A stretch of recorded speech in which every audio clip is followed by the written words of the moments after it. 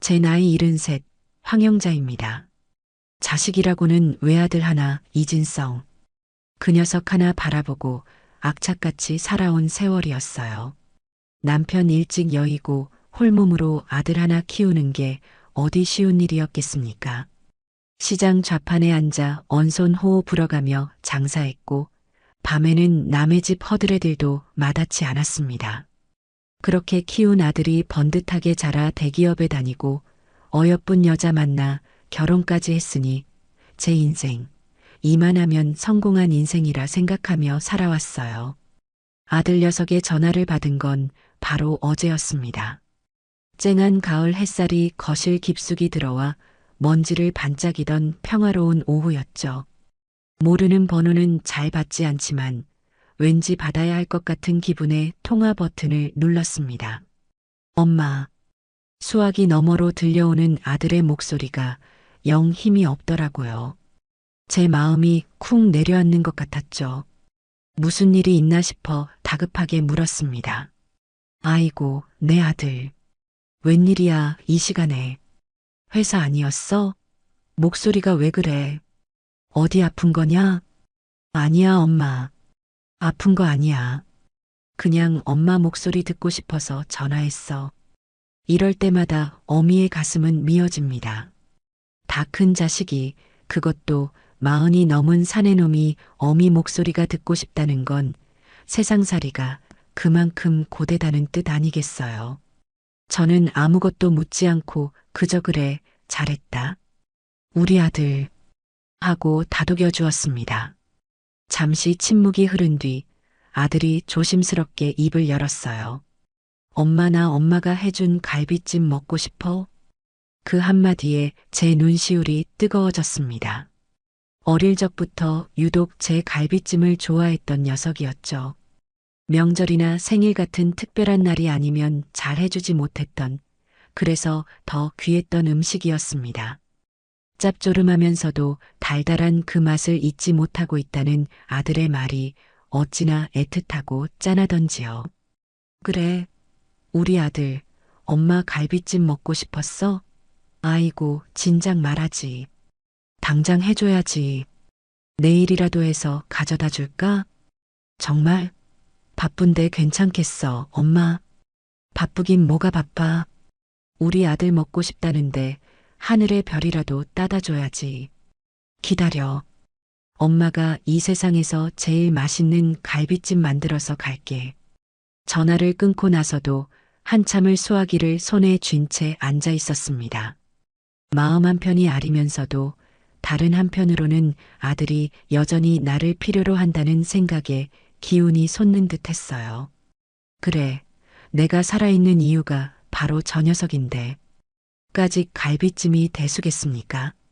다음 날 저는 동이 트기도 전에 잠자리에서 일어났습니다.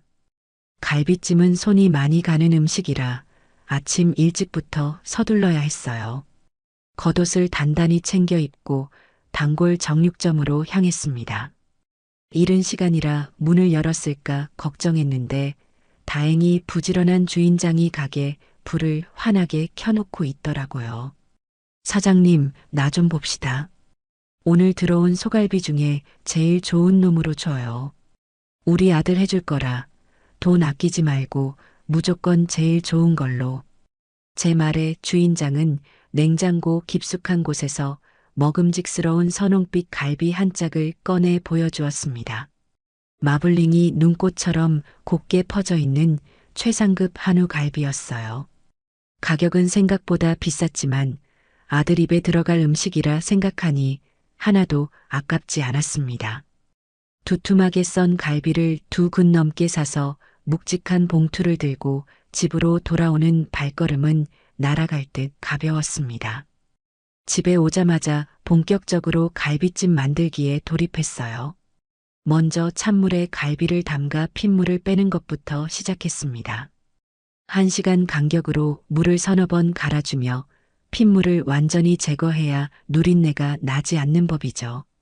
핏물이 빠지는 동안에는 양념장을 만들었습니다. 간장과 설탕, 다진 마늘과 생강, 후추를 넉넉히 넣고 감칠맛을 더하기 위해 배와 양파를 강판에 곱게 갈아즙을 냈어요. 마지막으로 고소한 참기름을 한 바퀴 둘러주니 코끝을 간지리는 맛있는 냄새가 온 집안에 퍼지기 시작했습니다. 핏물이 빠진 갈비는 끓는 물에 한번 데쳐내 불순물과 기름기를 제거했습니다. 그리고는 찬물에 깨끗하게 헹궈 칼집을 냈어요. 양념이 속까지 잘 배도록 하는 저만의 비법이었죠. 커다란 냄비에 갈비를 담고 정성껏 만든 양념장을 부어 버무린 뒤 센 불에서 끓이기 시작했습니다. 보글보글 끓어오르기 시작하면 불을 줄이고 뚜껑을 덮은 채 1시간 넘게 뭉근하게 졸여야 해요. 고기가 야들야들해지고 양념이 뼈와 살 속으로 깊숙이 스며들 때까지요. 갈비가 익어가는 동안 밤과 대추를 손질하고 무와 당근은 모서리를 둥글게 깎아 준비했습니다. 모양도 예쁘지만 이렇게 해야 끓이는 동안 으스러지지 않고 모양이 살아있거든요. 1시간쯤 지났을까 뚜껑을 열어보니 간장 양념이 반쯤 졸아들어 있었습니다. 젓가락으로 고기를 쿡 찔러보니 부드럽게 쑥 들어가더라고요. 그때 준비해둔 밤과 대추, 무와 당근을 넣고 다시 30분을 더 졸였습니다. 마지막으로 은행과 잣을 고명으로 올리고 윤기가 자르르 흐르도록 물엿을 살짝 넣어 마무리하니 제 평생의 노하우가 담긴 황영자표 명품 갈비찜이 완성되었습니다. 커다란 김치통에 완성된 갈비찜을 식지 않도록 차곡차곡 담았습니다. 혹시나 국물이 셀까봐 랩으로 한번 감싸고 뚜껑을 닫은 뒤 보자기로 곱게 쌌어요. 시간은 어느덧 점심시간을 훌쩍 넘기고 있었습니다. 아들 녀석이 퇴근하고 돌아오면 아내와 함께 저녁으로 맛있게 먹을 모습을 상상하니 절로 미소가 지어졌습니다. 옷장에서 가장 좋은 외출복을 꺼내 입고 머리도 곱게 빗었습니다. 아들 집에 가는 길은 언제나 설레는 길이었죠. 버스를 2번 갈아타고 다시 마을버스로 갈아타야 하는 먼 길이었지만 조금도 힘들지 않았습니다. 묵직한 갈비찜통을 든 팔은 조금 아팠지만 그 무게만큼 아들을 향한 제 사랑이 담겨 있다고 생각하니 오히려 마음이 든든했어요. 드디어 아들이 사는 아파트 단지에 도착했습니다. 높게 솟은 아파트가 왠지 오늘따라 더 낯설게 느껴졌습니다. 현관 비밀번호를 누르고 안으로 들어서자 서늘한 공기가 저를 맞았습니다. 신발장에는 며느리인 신미연의 하이힐 한 켤레만 놓여 있더라고요. 아들은 아직 퇴근 전이고 며느리 혼자 집에 있는 모양이었습니다. 애미야, 나왔다. 제가 들어서는 기척에도 며느리는 거실 소파에 비스듬히 누워 스마트폰만 들여다보고 있었습니다. 제 목소리를 듣고서야 마지못해 고개를 들더군요. 어머니, 오셨어요? 그 목소리에는 반가움이라고는 눈곱만큼도 찾아볼 수 없었습니다. 저는 애써 서운한 마음을 감추고 웃으며 말했어요. 그래. 우리 진성이가 엄마 갈비찜 먹고 싶다고 해서 좀 만들어 왔다. 저녁에 둘이 같이 먹어. 그러면서 갈비찜통을 식탁 위에 올려놓았습니다. 며느리는 소파에서 일어나지도 않은 채 흘긋 갈비찜통을 쳐다보더니 다시 스마트폰으로 시선을 돌렸어요. 그 무심한 태도의 속에서 천불이 나는 것 같았지만 아들을 생각해 꾹 참았습니다. 진성이는 아직 퇴근 안 했나 보구나. 요즘도 많이 바쁜가 봐. 얼굴 보기가 힘드네. 네, 바쁘겠죠. 단답형의 쌀쌀맞은 대답. 더 이상 대화를 이어가기가 민망할 정도였습니다. 어색한 침묵을 깨고 제가 먼저 말했어요. 이거 냉장고에 넣어놔야겠다. 저녁에 데워서 먹기만 하면 돼. 제가 낑낑거리며 무거운 갈비찜통을 들고 주방으로 향했습니다. 냉장고 문을 열고 통을 넣으려는데 등 뒤에서 차가운 며느리의 목소리가 들려왔어요. 어머니, 그거 그냥 가지고 가세요. 순간 제 귀를 의심했습니다. 제가 잘못 들었나 싶어 며느리를 돌아보았죠. 어느새 며느리는 소파에서 일어나 팔짱을 낀 채 저를 싸늘하게 쳐다보고 있었습니다. 뭐라고? 지금 뭐라고 했니? 그거 도로 가지고 가시라고요. 저희 집 냉장고에 그런 거 넣을 자리 없어요. 저는 너무나 황당해서 말이 나오지 않았습니다. 이게 대체 무슨 상황인가 싶었어요. 아니, 애미야. 이게 무슨 소리야? 진성이가 먹고 싶다고 해서 내가 새벽부터 일어나 만든 음식인데. 제 말이 채 끝나기도 전에 며느리가 비웃음 섞인 목소리로 말을 잘랐습니다. 진성 씨가요? 진성 씨는 그냥 해본 소리겠죠. 어머니, 제가 음식물 쓰레기 때문에 얼마나 스트레스 받는지 모르세요? 이런 거 가지고 오시면 제가 다 처리해야 하잖아요. 안 그래도 골치 아파 죽겠는데. 음식물 쓰레기라니. 제 심장이 바닥으로 쿵 떨어지는 기분이었습니다. 아들을 위해 정성껏 만든 이 음식이 며느리에게는 그저 처리하기 곤란한 음식물 쓰레기일 뿐이라는 사실이 믿기지 않았어요. 너 지금 말을 어떻게 그렇게 하니? 내가 니들 먹으라고 이 고생을 해서 만들어 왔는데 음식물 쓰레기? 제 목소리가 저도 모르게 높아졌습니다. 그러자 며느리의 표정이 더욱 차갑게 굳어지더군요. 그럼 이게 음식물 쓰레기가 아니고 뭐예요? 요즘 세상에 누가 이런 걸 집에서 만들어요? 냄새나고 기름 튀고 귀찮게. 그냥 배달시켜 먹으면 훨씬 맛있고 간편한 세상이라고요. 어머니가 이런 거 해오시는 거 솔직히 말해서 부담스러워요. 부담스러워? 어미가 자식 먹을 것 좀 해다 주는 게 부담스러워? 네, 부담스러워요. 그리고 이런 거 해오지 말라고 제가 몇 번을 말씀드렸어요. 어머니의 그 낡은 방식 저희한테 강요하지 마세요. 저희는 저희 방식대로 살고 싶으니까요. 낡은 방식? 그 말이 비수처럼 제 가슴에 꽂혔습니다. 자식을 위하는 어미의 마음이 정성껏 만든 음식이 이 아이에게는 그저 낡고 부담스러운 구시대의 유물일 뿐이었던 겁니다. 저는 더 이상 참을 수가 없었어요. 이게 지금 시어미한테 할 소리야? 너 정말 버르장머리가 없구나. 버르장머리요? 지금 저 가르치시는 거예요? 어머니나 잘하세요. 시대에 뒤떨어지는 행동으로 자식들 피곤하게 만들지 마시고요. 그 갈비찜 냄새나니까 당장 가지고 나가세요. 안 그러면 제가 음식물 쓰레기 봉투에 담아서 버릴 테니까. 며느리는 그렇게 쏘아붙이고는 거실 창가로가 창문을 활짝 열어젖혔습니다. 마치 제게서 제가 가져온 갈비찜에게서 나는 냄새를 환기라도 시켜야겠다는 듯한 행동이었죠. 그 순간 제 머릿속에 무언가가 툭 하고 끊어지는 소리가 들렸습니다. 이것은 단순한 의견 차이나 세대 차이가 아니었어요. 이것은 인간에 대한, 저에 대한 명백한 모욕이자 멸시였습니다.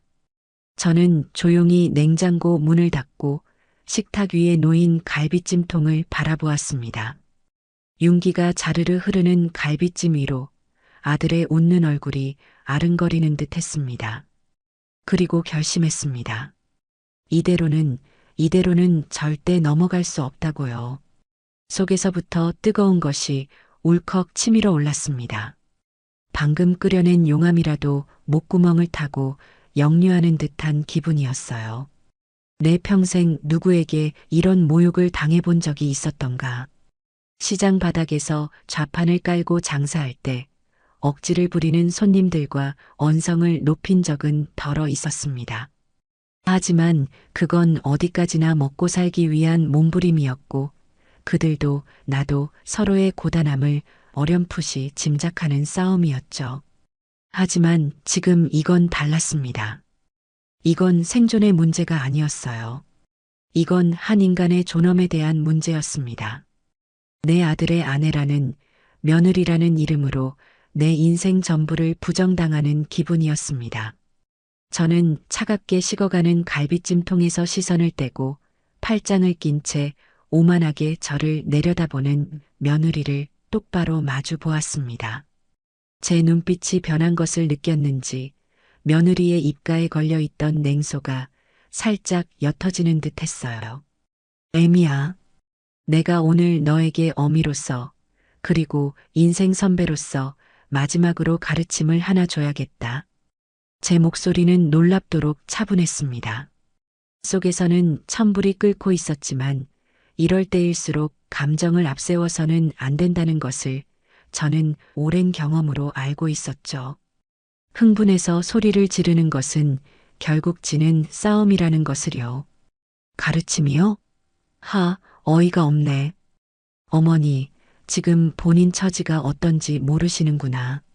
여긴 우리 집이에요. 어머니가 마음대로 와서 큰 소리 칠 수 있는 곳이 아니라고요. 그래, 너희 집이지. 내 아들 진성이가 피땀 흘려번 돈으로 마련한 집. 너는 그 집에 몸만 들어와 앉아 있으면서 마치 네가 이 집의 주인인 양 행세하는구나. 뭐라고요? 제가 몸만 들어와요? 어머니, 말 조심하세요.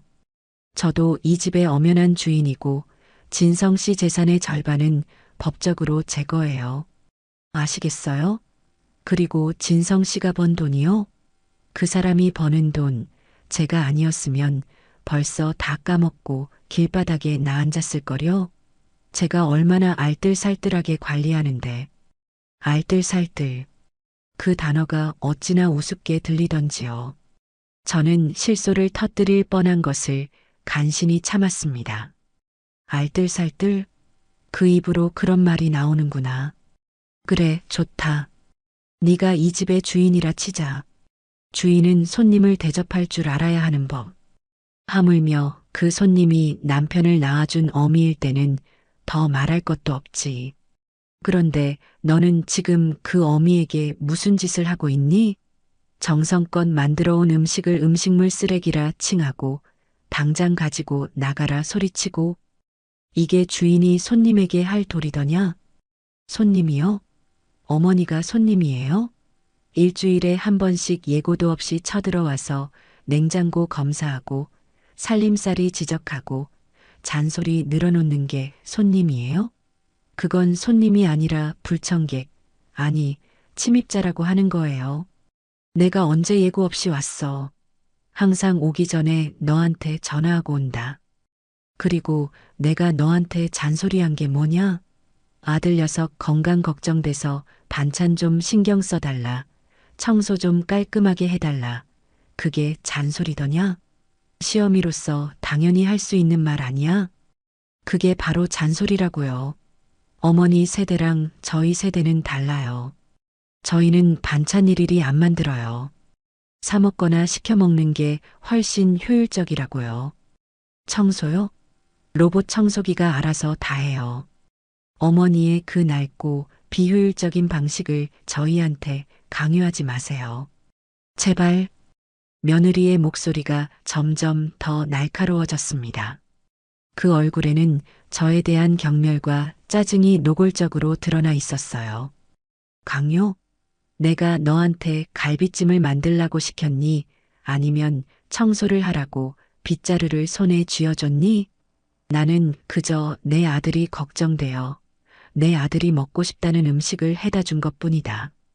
그런데 너는 지금 그 마음을 짓밟고 있어. 내 마음뿐만이 아니라 네 남편의 마음까지도. 진성 씨 마음이요? 그 사람은 그냥 엄마한테 효자 노릇하고 싶어서 빈말로 한 소리겠죠. 정말 먹고 싶었으면 저한테 사달라고 했을 거예요. 어머니표 갈비찜이요? 솔직히 말할까요? 짜고 달기만 하고 고기는 질기고 요즘 사람들 입맛에는 전혀 안 맞아요. 그냥 어머니 혼자만 맛있다고 착각하시는 거예요. 그 순간 저는 더 이상 이 대화가 의미 없음을 깨달았습니다. 이 아이는 처음부터 저와 소통할 마음이 없었어요. 그저 저를 깎아내리고 제 존재를 부정하고 싶을 뿐이었습니다. 제 평생의 세월과 제 아들을 향한 사랑과 제 음식에 담긴 정성, 그 모든 것이 이 아이 앞에서는 한낱 조롱거리에 불과했습니다. 저는 더 이상 아무 말도 하지 않고 조용히 몸을 돌려 현관으로 향했습니다. 신발을 신기 위해 허리를 숙이는데 등 뒤에서 승리감에 가득 찬 며느리의 목소리가 들려왔습니다. 그래요, 잘 생각했어요. 그거 들고 어서 가보세요. 그리고 다시는 이런 것 좀 가지고 오지 마세요. 정말 지긋지긋하니까. 저는 묵묵히 신발을 신었습니다. 그리고 몸을 일으켜 세워 현관문을 열려고 손잡이를 잡았어요. 바로 그때였습니다. 제 어깨를 누군가 거칠게 잡아챘습니다. 돌아보니 며느리가 분노로 이글거리는 눈으로 저를 노려보고 있더군요. 어머니, 지금 제 말 무시하는 거예요? 대답도 안 하고 그냥 가시겠다? 무슨 대답을 원하니? 더 이상 할 말이 없는데. 할 말이 왜 없어요? 어머니가 저한테 막말한 거 사과하고 가셔야죠. 사과? 내가 너한테 사과할 것이 무엇이 있느냐? 오히려 사과는 네가 나에게 해야지. 제 단호한 말에 며느리의 얼굴이 시뻘겋게 달아올랐습니다. 그리고 다음 순간 저는 제 평생 상상조차 해보지 못했던 일을 당하고야 말았습니다. 며느리가 제 머리 위로 손을 뻗더니 제 머리카락을 한 움큼 움켜쥐고는 거칠게 잡아당겼습니다. 이 늙은이가 정말 끝까지 사람 속을 긁네. 두피가 찢어지는 듯한 고통과 함께 제 몸이 휘청거렸습니다. 순간 너무나 큰 충격에 숨이 턱 막혔어요. 세상이 하얗게 변하는 것 같았습니다. 내 며느리가, 내 아들의 아내가 지금 내 머리채를 잡고 있다. 이 사실이 현실로 받아들여지지 않았습니다. 하지만 그 충격은 아주 잠시였습니다. 제 안에서 무언가 차갑고 단단한 것이 솟아올랐습니다. 비명을 지르거나 몸부림을 치거나 같이 머리채를 잡고 싸우는 것은 어리석은 자들의 방식이죠. 저는 그런 식으로 제 품위를 떨어뜨리고 싶지 않았습니다. 저는 고통 속에서도 허리를 꼿꼿이 세우고 제 머리채를 잡고 있는 며느리의 눈을 똑바로 쳐다보았습니다. 제 눈빛에는 두려움이나 분노가 아닌 차가운 경멸만이 담겨 있었어요. 지금 이거 안 놓으면 네 인생은 오늘로 끝이다. 제 목소리는 속삭이듯 작았지만 얼음장처럼 차가웠습니다. 제 기세에 눌렸는지 며느리의 눈동자가 흔들리는 것이 보였어요. 당황한 기색이 역력했습니다. 아마도 제가 울고불고 매달리거나 욕을 하며 달려들 것이라 예상했겠죠. 하지만 저의 이런 반응은 전혀 예상하지 못했을 겁니다. 며느리가 잠시 주춤하는 사이 저는 제 머리채를 잡고 있는 며느리의 손목을 다른 손으로 강하게 움켜쥐었습니다. 그리고는 한치의 망설임도 없이 그 손가락을 하나씩 떼어내기 시작했어요. 악령만큼은 젊은 시절부터 누구에게도 뒤져본 적이 없었습니다. 며느리가 악 하는 짧은 비명을 질렀지만 저는 아랑곳하지 않고 마지막 손가락까지 제 머리카락에서 완전히 떼어냈습니다. 자유로워진 저는 한 걸음 뒤로 물러서서 흐트러진 머리를 손으로 정돈하고 구겨진 옷매무새를 가다듬었습니다. 그리고는 숨을 가쁘게 몰아쉬며 저를 쳐다보는 며느리에게 마지막 선고를 내렸습니다. 신미연, 오늘 이전까지는 네가 내 며느리였을지 모르나 지금 이 순간부터 너는 내 며느리가 아니다. 뭐라고요? 내 아들 진성이에게는 내가 직접 말할 것이다. 너와는 더 이상 살 수 없다고. 이 결혼 내가 끝낼 것이다. 어머니, 지금 제정신이세요? 어머니가 뭔데 우리 결혼을 끝내요, 마요 해요. 이혼은 저랑 진성 씨가 결정하는 거라고요. 그래, 결정은 진성이가 하겠지. 하지만 나는 오늘 있었던 일을 전부 하나도 빠짐없이 진성이에게 말할 것이다. 그리고 선택하라고 할 거야. 이 어미를 버리고 너와 살 것인지 아니면 너를 버리고 이 어미와 인연을 이어갈 것인지. 저는 거기까지 말하고는 더 이상 아무런 미련도 없이 현관문을 열고 밖으로 나섰습니다. 등 뒤에서 며느리가 무어라 소리치는 것 같았지만 저는 뒤돌아보지 않았습니다. 차갑고 서늘한 복도 공기가 제 뜨거운 뺨을 식혀주었습니다. 엘리베이터를 기다리는 동안 저는 굳게 닫힌 아들 집의 현관문을 잠시 바라보았습니다. 문 앞에는 제가 오늘 하루 종일 정성을 다해 만든 갈비찜통이 외롭게 놓여 있었습니다. 그 모습이 마치 제 헛된 사랑과 기대를 보는 것만 같아 가슴이 시렸습니다. 하지만 저는 후회하지 않았어요. 오히려 잘 되었다고 생각했습니다. 오늘 이 일이 없었다면 저는 저런 끔찍한 아이를 평생 며느리로 데리고 살 뻔했으니까요. 엘리베이터 문이 열리고 저는 그 안으로 망설임 없이 발을 들여놓았습니다.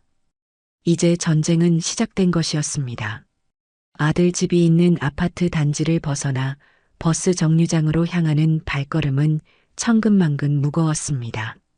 하지만 제 마음은 이상할 정도로 고요하고 차분했어요. 머리채를 잡혔을 때의 충격과 분노는 이미 가라앉았고 그 자리에는 차가운 결심만이 남아 있었습니다. 이 문제를 어떻게 해결해야 할지, 앞으로 어떻게 행동해야 할지 제 머릿속은 쉴 새 없이 돌아가고 있었죠. 집으로 돌아오는 버스 안에서 저는 창밖으로 빠르게 스쳐 지나가는 풍경들을 멍하니 바라보았습니다. 해가 뉘엿뉘엿 지고 있었고 하늘은 붉은빛과 보랏빛이 뒤섞인 오묘한 색으로 물들고 있었어요. 평소 같았으면 참 아름답다고 생각했을 풍경이었지만 그날따라 그 풍경이 처절하게 느껴졌습니다. 마치 제 속에서 피멍이 들고 있는 마음을 대변해주는 것만 같았죠. 수많은 생각들이 머릿속을 스쳐 지나갔습니다. 내가 무엇을 잘못했던 걸까? 내가 너무 아들만 위하고 며느리의 마음은 헤아려 주지 못했던 걸까? 아니, 아무리 생각해도 아니었습니다. 저는 며느리에게 단 한 번도 부당한 요구를 하거나 힘들게 한 적이 없었어요. 오히려 며느리가 불편해할까봐 늘 조심하고 하나라도 더 챙겨주려고 애썼습니다. 하지만 돌아온 것은 상상조차 할 수 없었던 모욕이었습니다. 집에 도착하자마자 저는 손부터 깨끗이 씻고 외출복을 벗어 편한 옷으로 갈아입었습니다. 그리고 잠시 소파에 앉아 숨을 골랐어요. 텅 빈 집안의 고요함이 제 마음을 더욱 무겁게 짓눌렀습니다. 하지만 언제까지고 이렇게 앉아 있을 수만은 없었죠. 저는 결심을 굳히고 전화기를 들었습니다. 그리고 단축번호 1번을 길게 눌렀습니다. 제 인생의 전부인 아들, 이진성의 번호였죠. 신호음이 몇 번 울리고 나서야 아들이 전화를 받았습니다. 퇴근 시간이라 차가 막히는 길 위에서 운전 중인 듯 주변이 소란스러웠습니다. 엄마, 웬일이야? 아들의 목소리는 평소와 다름없이 밝았습니다. 아직 아무것도 모르는 아들의 목소리를 들으니 가슴 한쪽이 저릿하게 아파왔어요. 이 아이에게 얼마나 큰 상처가 될까? 하지만 말해야만 했습니다. 골마 터지기 전에, 더 늦기 전에 도려내야만 하는 상처였습니다. 진성아, 지금 통화 괜찮니? 너에게 꼭 해야 할 말이 있다. 제 목소리가 평소와 다르다는 것을 느꼈는지 아들의 목소리 톤이 조금 낮아졌습니다. 응, 괜찮아. 무슨 일인데 그래, 엄마? 목소리가 왜 그래? 오늘 너희 집에 갔었다. 네가 먹고 싶다던 갈비찜을 만들어서. 아, 정말? 엄마 최고. 미연이한테 얘기 들었어. 고맙다고 저녁에 맛있게 먹겠다고 전해달라던데. 그 말을 듣는 순간 저는 온몸의 피가 차갑게 식는 것을 느꼈습니다. 며느리 신미연. 그 아이는 이미 아들에게 전화를 걸어 거짓말을 늘어놓았던 겁니다. 아무 일도 없었다는 듯이 오히려 고마워하는 척 연기를 했던 거죠. 정말이지 무서운 아이였습니다. 진성아, 엄마 말 잘 들어라. 지금부터 내가 하는 말은 농담도 아니고 화가 나서 하는 소리도 아니다. 전부 사실 그대로를 말하는 것이니 토달지 말고 끝까지 들어. 저는 차분하지만 단호한 목소리로 말을 이어갔습니다. 그리고 오늘 아들 집에 가서 겪었던 일을 처음부터 끝까지 하나도 빼놓지 않고 이야기했습니다. 며느리가 갈비찜을 음식물 쓰레기 취급했던 것부터 저에게 온갖 막말을 쏟아냈던 것, 그리고 마지막에는 제 머리채를 잡았던 것까지 제 이야기가 이어지는 동안 수화기 너머에서는 아들의 거친 숨소리만 들려올 뿐이었습니다. 모든 이야기를 마쳤을 때 잠시 침묵이 흘렀습니다. 아들이 얼마나 큰 충격을 받았을지 짐작이 가고도 남았죠. 잠시 후 아들이 믿을 수 없다는 듯 떨리는 목소리로 입을 열었습니다. 엄마 그게 정말이야? 미연이가 엄마 머리채를 잡았다고? 아니야, 그럴 리가 없어. 뭔가 오해가 있었을 거야. 엄마가 뭔가 오해한 거겠지. 저는 깊은 한숨을 내쉬었습니다. 예상했던 반응이었지만 실망스러운 것은 어쩔 수 없었어요. 오해? 진성아, 네 아내가 내 머리카락을 움켜쥐고 흔들었는데 그게 어떻게 오해가 될 수 있니? 내가 맞은 고통이 오해고 내가 받은 모욕이 오해란 말이냐? 아니, 내 말은 그게 아니라 미연이가 원래 그런 애가 아니잖아. 스트레스가 많아서 요즘 회사 일 때문에 많이 힘들어 했거든. 그래서 자기도 모르게 예민하게 반응했을 수도 있어. 엄마가 먼저 뭐라고 심한 말한 거 아니야? 아들의 말은 제 가슴에 박힌 비수를 더욱 깊숙이 후벼 파는 것과 같았습니다. 제 아들이 제 편을 들어주기는커녕 며느리를 감싸고 돌며 오히려 저를 탓하고 있었습니다. 내가 심한 말을 해? 자식 먹일 음식 만들어간 어미가 무슨 심한 말을 했다고 네 아내가 내 머리채를 잡는단 말이냐? 진성아, 너는 지금 이 상황이 제대로 보이지 않는 거냐? 아니면 애써 외면하고 싶은 거냐? 엄마, 제발 진정하고 내 말 좀 들어봐. 분명히 뭔가 잘못된 게 있을 거야.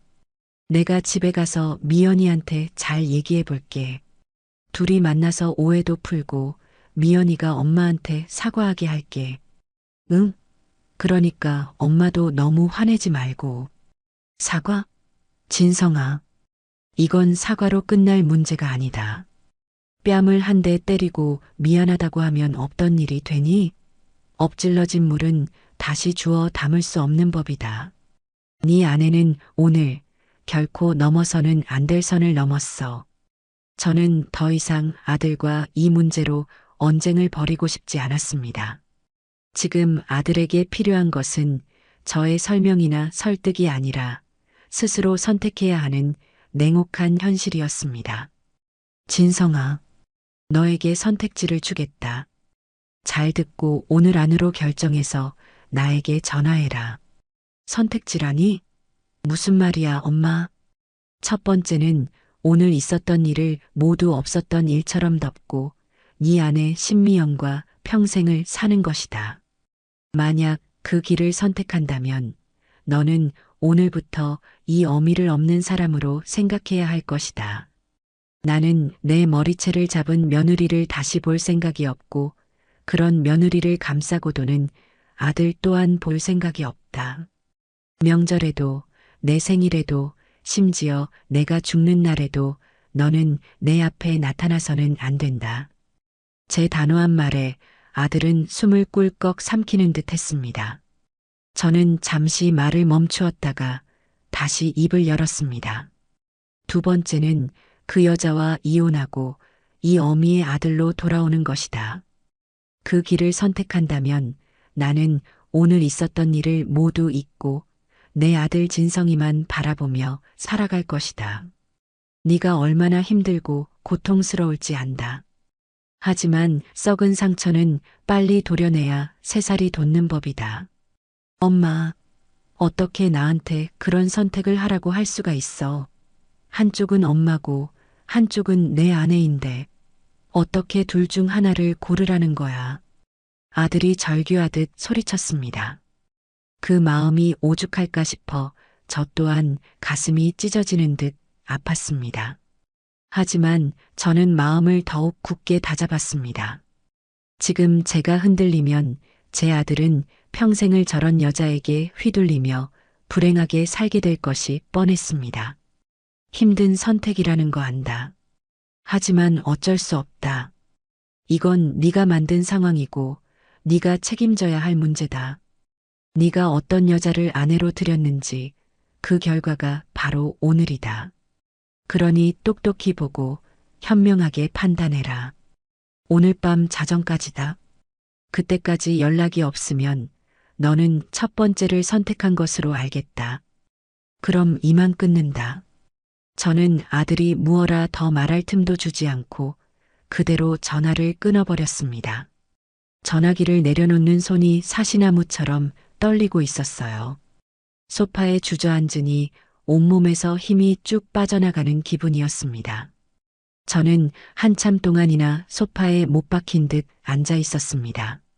집안의 모든 소리가 멎은 듯 제 귀에는 제 심장이 쿵쾅거리는 소리만 요란하게 들려왔어요.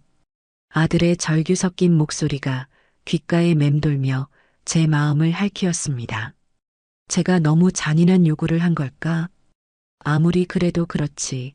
어떻게 아들에게 아내와 어머니 둘 중 하나를 선택하라는 말을 할 수 있었을까? 잠깐의 후회가 밀려왔지만 저는 이내 고개를 가로저었습니다. 아니, 이건 잔인한 것이 아니라 현실을 직시하게 해주는 것이었어요. 썩은 동아줄이라는 것을 알면서도 붙잡고 가게 내버려 두는 것이야말로 정말 잔인한 일이니까요. 시간은 더디게 흘러갔습니다. 벽에 걸린 괴종시계의 초침 소리가 유난히 크게 들리는 밤이었습니다. 저는 저녁도 거른 채 그저 아들의 연락만을 초조하게 기다리고 있었어요. 아들이 과연 어떤 선택을 할까? 제 머릿속은 온통 그 생각뿐이었습니다. 그 시각 아들 녀석은 아마 지옥 같은 시간을 보내고 있었을 겁니다. 그리고 그 지옥의 불을 활활 지피고 있는 것은 다름 아닌 며느리 신미연이었겠죠. 제 전화를 받고 충격에 빠진 아들이 집에 도착했을 때 며느리는 어떤 모습으로 그를 맞이했을까요? 안 봐도 눈에 선했습니다. 뻔하죠. 현관문이 열리는 소리가 들리자마자 며느리는 눈물 콧물을 다 짜내면서 아들에게 달려가 안겼을 겁니다.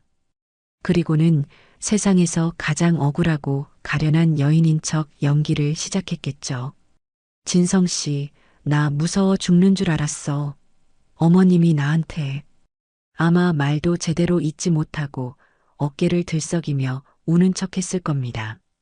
착하고 마음 약한 제 아들은 그 모습에 또 마음이 흔들렸을 테고요. 아들이 놀라서 미연아, 왜 그래? 엄마가 뭐라고 했는데 그래? 하고 물으면 그때부터 본격적인 거짓말 연극이 시작되었을 겁니다. 오늘 어머님이 갈비찜을 가지고 오셨어. 나는 너무 감사해서 맛있게 먹겠다고 했는데 갑자기 나한테 막말을 하시는 거야. 너는 살림도 제대로 못하고 진성 씨 벌어다 주는 돈으로 사치만 부린다고. 자신이 했던 말은 쏙 빼놓고 제가 하지도 않은 말들을 지어내 저를 악독한 시어머니로 만들었을 게 분명합니다. 아들이 엄마가 그랬을 리가 없는데 하며 고개를 갸웃거리면 며느리는 더욱 서럽게 울며 결정적인 한 방을 날렸을 거예요. 내가 뭘 그렇게 잘못했어? 나 정말 열심히 살림하고 진성 씨 내조하려고 노력하는데 어머님은 왜 나를 이렇게 미워하시는지 모르겠어. 너무 억울해서 못 살겠어, 정말. 그렇게 아들의 죄책감과 동정심을 자극하고 모든 잘못을 저에게 떠넘겼을 겁니다. 그리고는 마치 자기가 피해자인 양, 자기가 더 큰 상처를 받은 양 행세했겠죠. 제 생각이 거기까지 미쳤을 때 갑자기 제 휴대폰이 띠링하는 소리와 함께 울렸습니다. 심장이 덜컥 내려앉았어요. 아들에게서 온 문자였습니다. 저는 떨리는 손으로 휴대폰을 들어 메시지를 확인했습니다. 엄마, 이게 어떻게 된 거야? 미연이가 보낸 사진인데 엄마가 밀어서 이렇게 다쳤다는데 사실이야? 문자 메시지와 함께 전송된 사진 한 장. 사진 속에는 며느리의 하얀 팔뚝이 찍혀 있었습니다. 그런데 그 팔뚝에 시퍼렇게 커다란 멍이 들어 있었어요. 누가 봐도 심하게 부딪히거나 맞아서 생긴 멍 자국이었습니다. 사진을 보는 순간 저는 실소조차 나오지 않았습니다. 그저 기가 막힐 뿐이었어요. 정말이지 상상 그 이상으로 독하고 무서운 아이였습니다. 제가 자기 머리채를 잡은 제 손을 떼어내는 과정에서 약간의 실랑이가 있었던 것은 사실입니다. 하지만 그 정도로 저런 멍이 들 수는 없었어요. 더군다나 저 멍은 막 생긴 상처가 아니라 생긴 지 꽤 시간이 지난 것처럼 보였습니다. 아마도 며칠 전에 어디 부딪혀서 생긴 멍을 마치 오늘 제가 건드려서 생긴 것처럼 조작한 것이 틀림없었습니다. 저는 휴대폰을 든 채 한참을 망연자실하게 앉아 있었습니다. 분노를 넘어 허탈한 감정이 밀려왔어요. 어떻게 사람이 저렇게까지 사악할 수 있을까? 자신의 잘못을 덮기 위해 시어머니에게 누명까지 씌우려고 하다니요. 저는 답장을 보내지 않았습니다. 지금 이 상황에서 제가 무슨 말을 한들 아들에게 변명처럼 들릴 뿐이라는 것을 알았기 때문입니다. 나는 밀지 않았다. 저 멍은 내가 만든 게 아니다라고 말해봤자 아들은 혼란스러워할 뿐 제 말을 온전히 믿어주지 않을지도 모릅니다. 오히려 며느리의 눈물과 조작된 증거 앞에서 제가 거짓말을 한다고 생각할 수도 있겠죠. 그래, 좋다. 어디까지 하나 보자. 저는 휴대폰을 소파 위에 던져두고 자리에서 일어났습니다. 그리고는 주방으로 가 물을 한 잔 마셨어요. 차가운 물이 타는 듯한 제 속을 조금이나마 진정시켜주는 것 같았습니다. 이 싸움은 이제 감정적으로 호소해서 이길 수 있는 싸움이 아니었습니다. 눈물과 거짓말로 무장한 며느리를 상대로 저 또한 명백한 증거와 사실로 맞서야만 했습니다. 아들이 스스로 진실을 깨닫고 제 며느리가 얼마나 무서운 사람인지를 제 눈으로 똑똑히 확인하게 만들어야 했습니다. 문득 제 머릿속에 한 가지 기억이 스쳐 지나갔습니다. 몇 달 전 아들 집에 들렀을 때의 일이었어요. 식탁 위에 며느리 앞으로 온 카드 명세서가 놓여 있는 것을 우연히 본 적이 있었습니다. 무심코 훑어본 명세서의 내용은 저를 깜짝 놀라게 했었죠. 백화점 명품관에서 사용한 금액, 고급 스파와 피부관리실에서 결제한 내역, 해외 직구 사이트에서 사용한 달러 금액까지 아들 녀석의 월급만으로는 도저히 감당하기 힘든 수준의 씀씀이었습니다. 그때는 그저 요즘 젊은 애들은 다 이렇게 사나보다 하고 아들이 능력이 좋으니 저 정도는 감당할 수 있겠지 하고 애써 좋게 생각하며 넘겼습니다. 며느리의 사생활을 캐묻는 것 같아 아들에게도 따로 묻지 않았었죠. 하지만 지금 와서 생각해보니 그 모든 것이 예사롭지 않게 느껴졌습니다. 저는 다시 소파로 돌아와 휴대폰을 들었습니다. 그리고 인터넷 검색창을 열어 무언가를 검색하기 시작했어요. 믿을 만한 흥신소, 심부름센터. 제 평생 이런 단어를 검색하게 될 줄은 꿈에도 몰랐습니다. 하지만 어쩔 수 없었어요. 제 아들을 지키기 위해서라면 저는 악마와도 손을 잡을 수 있었습니다. 몇 군데의 업체 정보를 확인하고 그중 가장 신뢰가 가는 곳에 전화를 걸었습니다. 잠시 망설이다가 저는 조용히 입을 열었습니다. 문의 좀 드리려고 하는데요. 사람에 대해 좀 알아보고 싶어서요. 수화기 너머의 남자는 노련하게 저를 안심시키며 어떤 정보가 필요한지 물었습니다. 저는 제 며느리 신미연의 이름을 말했습니다. 그리고 제가 알고 싶은 것들을 차분히 설명했어요. 그녀의 재정 상태, 평소 행적, 주변인들과의 관계까지. 제가 알고 싶은 것은 진실, 오직 그 하나뿐이었습니다. 전화를 끊고 나니 마음이 조금은 진정되는 듯 했습니다. 이제 공은 저에게로 넘어왔습니다. 며느리가 거짓과 연기로 시간을 버는 동안 저는 조용히 반격의 칼을 갈고 있을 겁니다. 그리고 모든 진실이 밝혀지는 날, 제 아들은 스스로 판단하고 선택하게 될 것입니다. 저는 그렇게 어둠 속에서 한 줄기 빛을 향해 나아갈 준비를 하고 있었습니다. 시계는 어느덧 밤 11시를 향해 가고 있었지만 아들에게서는 더 이상 아무런 연락이 오지 않았습니다. 아들에게 최후 통첩을 한 다음 날 아침이 밝았습니다. 밤사이 아들에게서는 끝내 아무런 연락도 오지 않았습니다. 자정이 넘는 순간까지 저는 혹시나 하는 마음에 휴대폰을 손에서 놓지 못했었죠. 하지만 제 기대는 여지없이 무너졌습니다. 아들은 결국 아무런 선택도 하지 못했던 겁니다.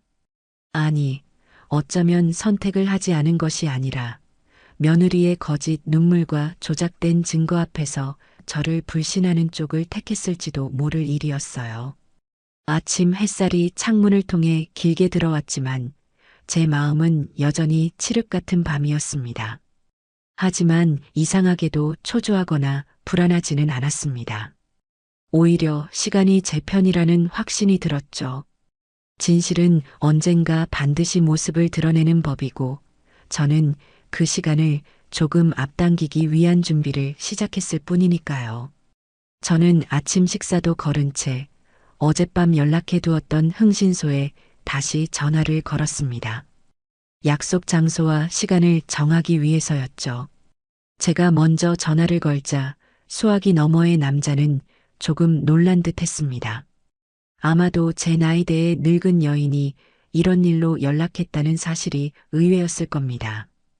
오전 10시에 시내 중심가에 있는 늘봄 다방에서 뵙겠습니다. 제가 먼저 가서 기다리고 있겠습니다. 남자는 능숙하게 약속을 잡았습니다. 저는 군말 없이 알겠다고 대답하고 전화를 끊었습니다.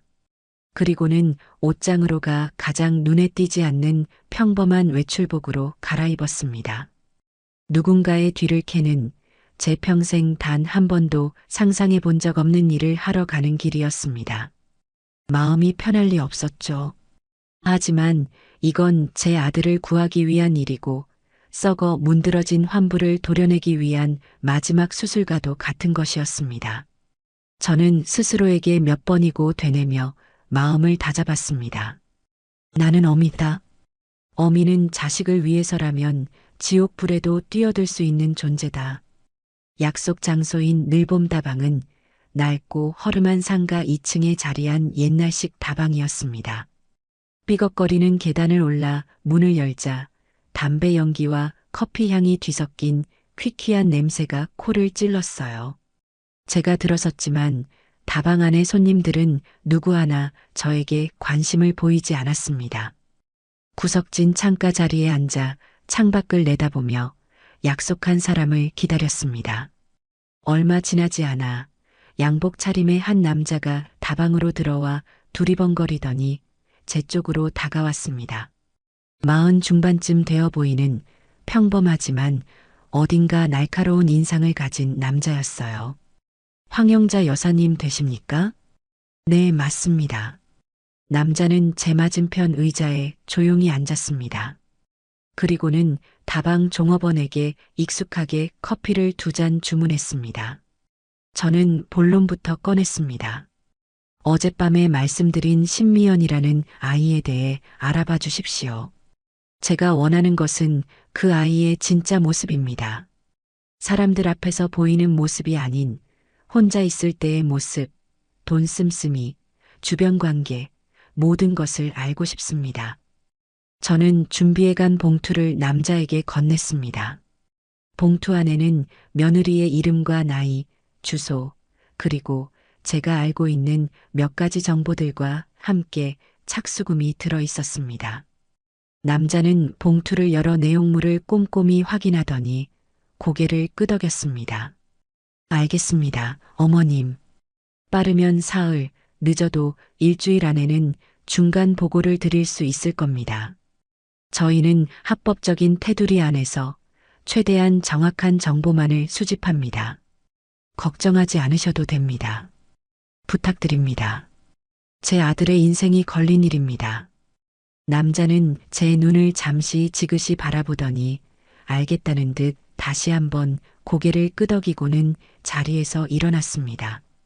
그는 커피가 나오기도 전에 다방을 나섰고 저는 홀로 남아 식어가는 물잔만 만지작거렸습니다. 과연 잘하는 짓일까? 이렇게까지 해야만 하는 걸까? 하지만 이미 주사위는 던져졌습니다. 저는 이제 결과를 기다리는 수밖에 없었어요. 그 후 며칠 동안 저는 지옥 같은 시간을 보냈습니다. 아들에게서는 여전히 아무런 연락이 없었습니다.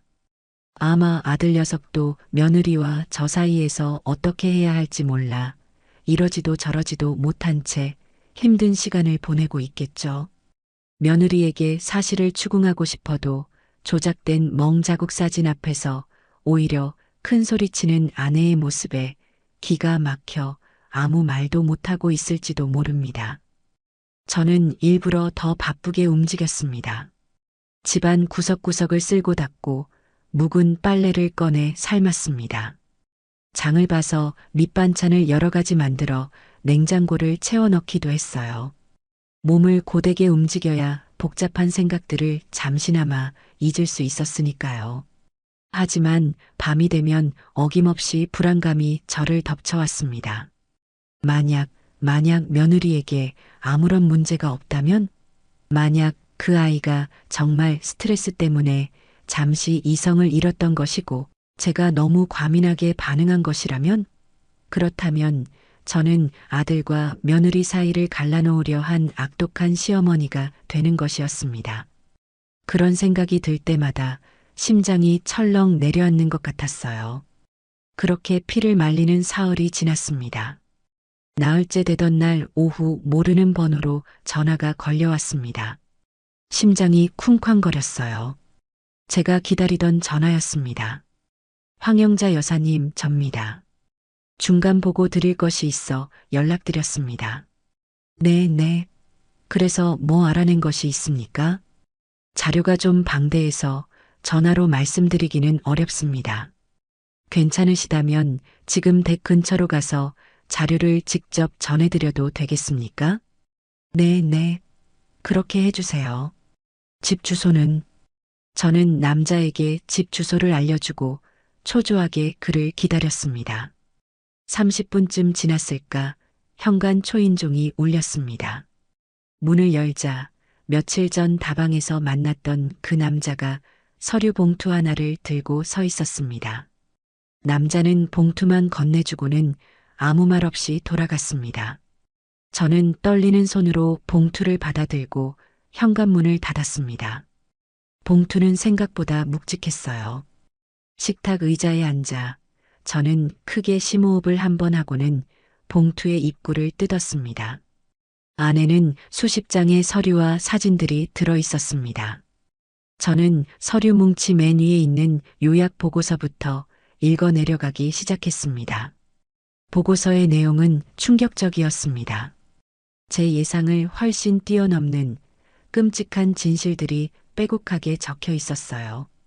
첫째, 며느리 신미연은 여러 개의 제2금융권과 대부업체에서 총 1억 원이 넘는 빚을 지고 있었습니다. 아들 몰래 자신의 명의로 받은 대출들이었죠. 대출금의 용도는 대부분 주식 투자와 명품 쇼핑이었습니다. 둘째, 며느리는 마이너스의 손이라 불릴 정도로 끔찍한 주식 투자 실력을 가지고 있었습니다. 대출금으로 받은 돈의 대부분을 주식으로 잃었고 손실을 만회하기 위해 더 큰 대출을 받는 악순환을 반복하고 있었어요. 최근에는 증권사로부터 반대 매매, 즉 강제 청산을 당할 위기에 처해 있었다고 합니다. 셋째, 며느리의 알뜰살뜰한 생활은 모두 거짓이었습니다. 아들에게는 아끼고 절약하는 척하면서 뒤로는 백화점 VIP 라운지를 드나들고 평일 낮에는 고급 스파와 피부 관리실에서 시간을 보냈습니다. 보고서에 첨부된 사진들에는 제가 한 번도 본 적 없는 명품 가방과 옷을 걸치고 친구들과 어울리는 며느리의 모습이 선명하게 찍혀 있었습니다. 넷째, 며느리는 제가 아들 부부에게 선물했던 예물과 귀금속들을 대부분 중고 명품 거래 사이트를 통해 팔아치운 상태였습니다. 심지어 아들이 결혼 전에 자기 돈으로 사주었던 다이아 목걸이마저 팔아넘겼더군요. 저는 서류를 읽어 내려가는 동안 손이 부들부들 떨리는 것을 주체할 수 없었습니다. 숨이 가빠오고 눈앞이 아찔했어요. 이것이 내 며느리의 진짜 모습이었습니다. 아들 앞에서는 현모양처인 척, 알뜰한 아내인 척 연기하면서 뒤로는 남편을 기만하고 빚더미에 올라앉아 사치와 허영을 일삼는 이중적인 삶을 살아왔던 겁니다. 그날 저에게 그토록 모질게 굴었던 이유도 이제야 명확해졌습니다. 빚 독촉과 주식 투자 실패로 인한 극심한 스트레스 속에서 만만한 시어머니인 제가 좋은 먹잇감이 되었던 것이죠. 제가 정성껏 만들어간 갈비찜은 그저 자신의 스트레스를 터뜨리기 위한 방아쇠에 불과했던 겁니다. 모든 것을 알고 나니 분노보다 더 큰 슬픔과 허탈함이 밀려왔습니다. 내 아들, 불쌍한 내 아들. 저런 여자를 믿고 저런 여자를 위해 밤낮으로 일하며 자신의 모든 것을 바쳤던 겁니다. 제 아들의 순정과 사랑이 저 사악한 아이에게는 그저 자신의 욕망을 채우기 위한 수단에 불과했던 것이죠. 저는 더 이상 망설이지 않았습니다. 이 진실을 제 아들이 직접 보게 해야만 했습니다. 이 썩어 빠진 결혼 생활을 제 손으로 끝내줘야만 했습니다. 저는 보고서와 증거 자료들을 다시 봉투에 가지런히 챙겨 넣었습니다. 이제 반격의 칼은 제 손에 쥐어졌습니다. 저는 조용히 그러나 그 어느 때보다 단단한 목소리로 혼잣말을 내뱉었습니다. 신미연, 이제 모든 게 끝났다. 손에 증거를 쥐고 나니 제 마음은 놀랍도록 평온해졌습니다. 더 이상 불안해하거나 망설일 이유가 없었죠. 이제 남은 것은 이 진실을 관련된 모든 사람들에게 공개하고 그들의 진짜 얼굴을 확인하는 것뿐이었습니다. 저는 가장 먼저 아들에게 전화를 걸었습니다. 며칠 만에 듣는 아들의 목소리는 지칠 대로 지쳐 있었습니다. 엄마, 진성아, 몸은 괜찮냐? 응, 괜찮아. 이번 주 토요일 오후 2시 너희 집에서 보자. 너랑 네 아내 신미연 그리고 장인 장모님까지 모두 모이도록 해라. 아주 중요한 이야기가 있으니 무슨 일이 있어도 모두 참석해야 한다고 전해. 제 목소리에는 어떠한 감정도 실려 있지 않았습니다. 아들은 제 단호함에 무어라 말을 하려다가 이내 포기한 듯 힘없이 대답했습니다. 알았어, 엄마. 그렇게 전할게. 아들과의 통화를 마친 뒤 저는 잠시 숨을 골랐습니다. 그리고는 사돈댁에 전화를 걸었어요. 며느리의 어머니, 즉 사부인과는 그동안 왕래가 잦지는 않았지만 그래도 명절이나 가족 행사가 있을 때마다 얼굴을 보며 나쁘지 않은 관계를 유지해 왔습니다. 하지만 오늘 이후로 그 관계는 완전히 끝장나게 될 것이었습니다. 전화를 받자마자 사부인은 잔뜩 날이 선 목소리로 저를 쏘아붙였습니다. 어머, 사부인. 웬일이세요? 우리 미연이한테 사과하시려고 전화하신 건가요? 벌써 며느리에게 모든 이야기를 전해 듣고 저를 천하의 몹쓸 시어머니로 만들어 놓은 모양이었습니다. 저는 사부인의 가시돋친 말에 조금도 동요하지 않고 차분하게 용건을 말했습니다. 사부인, 이번 주 토요일 오후 2시에 진성이 집에서 뵙고 싶습니다. 사장님과 함께 꼭 와주셨으면 합니다. 따님 문제로 드릴 말씀이 있습니다. 우리 딸 문제요? 우리 딸이 뭘 어쨌다고요? 사부인이야말로 우리 금쪽 같은 딸 머리채 잡고 흔들었다면서요. 지금 제정신이세요? 우리 미연이가 얼마나 여리고 착한 애인데 그 여리고 착한 따님에 대한 이야기이니 꼭 오셔야 할 겁니다. 와서 보시면 그리고 제 이야기를 들어보시면 모든 것을 알게 되실 겁니다. 만약 오지 않으신다면 저는 이 이야기를 들고 다른 곳으로 찾아갈 수밖에 없습니다. 예를 들면 사장님 회사 같은 곳 말이죠.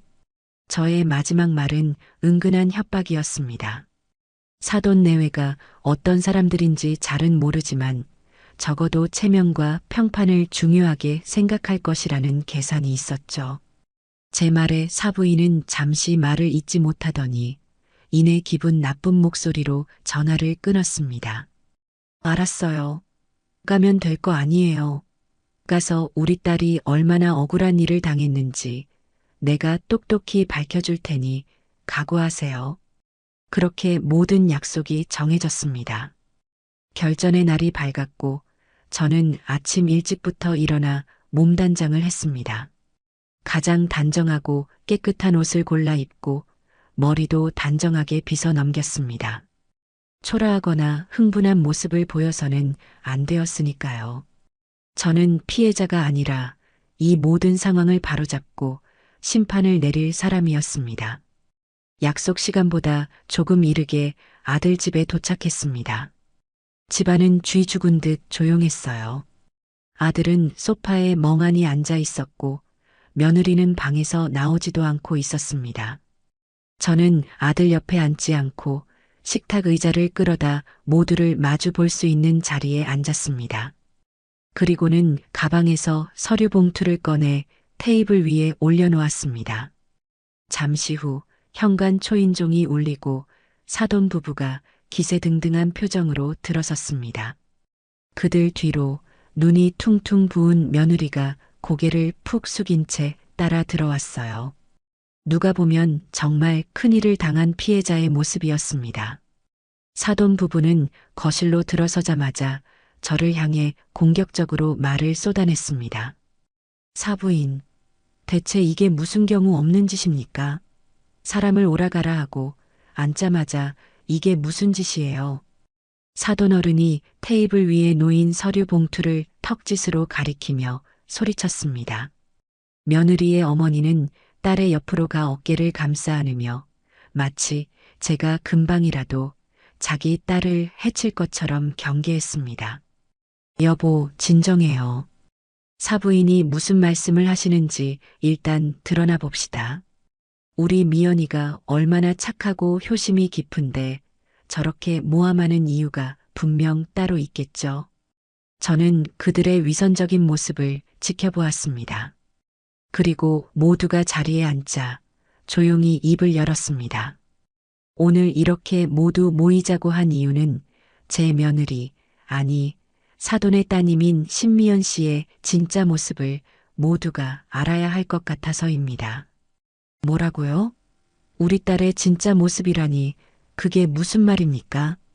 사부인께서는 따님이 정말 착하고 효심이 깊다고 생각하십니까? 남편 몰래 1억이 넘는 빚을 지고 그 돈으로 명품을 사들이고 주식 투자를 하다 날리는 딸이 착한 딸입니까? 제 말이 떨어지자마자 거실의 공기가 순간 얼어붙었습니다. 사돈 부부는 물론이고 아들 진성이마저 눈이 동그래져 저를 쳐다보았어요.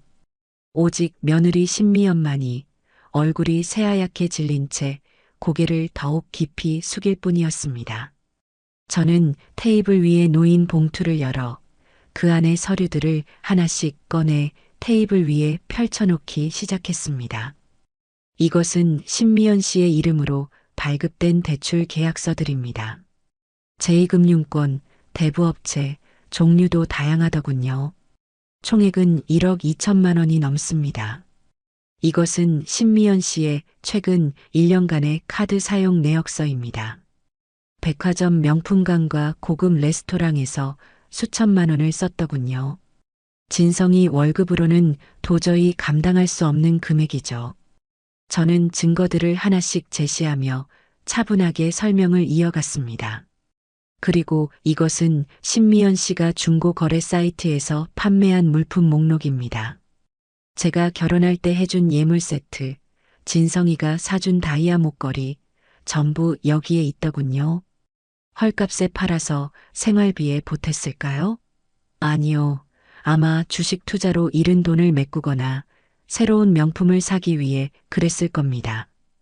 사돈 부부의 얼굴이 하얗게, 파랗게, 시시각각 변해갔습니다.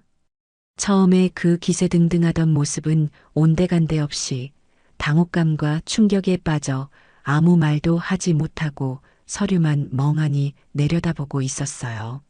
마지막으로 이 사진들을 보시죠. 평일 낮에 남편은 회사에서 힘들게 일하고 있을 시간에 신미연 씨는 이렇게 친구들과 어울려 호화로운 생활을 즐기고 있었습니다.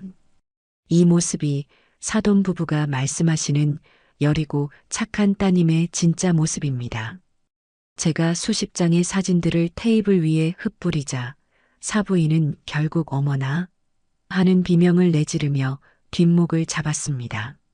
모든 것이 명백한 증거와 함께 드러나자 더 이상 빠져나갈 구멍이 없다는 것을 그들도 깨달은 것이죠. 자, 이제 말씀해 보시죠. 제가 왜 당신들의 금쪽 같은 딸에게 막말을 하고 애를 다치게 만들었다는 누명을 써야만 했는지, 제가 왜 새벽부터 일어나 만들어간 갈비찜을 음식물 쓰레기라는 소리를 들으며 내쫓겨야만 했는지, 이 모든 것의 이유가 바로 여기에 있었습니다. 저는 테이블 위에 펼쳐진 서류들을 손으로 가리키며 말했습니다. 거실은 무거운 침묵에 잠겼습니다. 모두가 충격에 빠져 있었고 그 중심에는 고개를 들지 못하는 제 며느리 신미연이 있었습니다. 이제 이 거짓 연극을 끝낼 시간이었습니다. 무거운 침묵을 먼저 깬 것은 제 아들 진성이었습니다.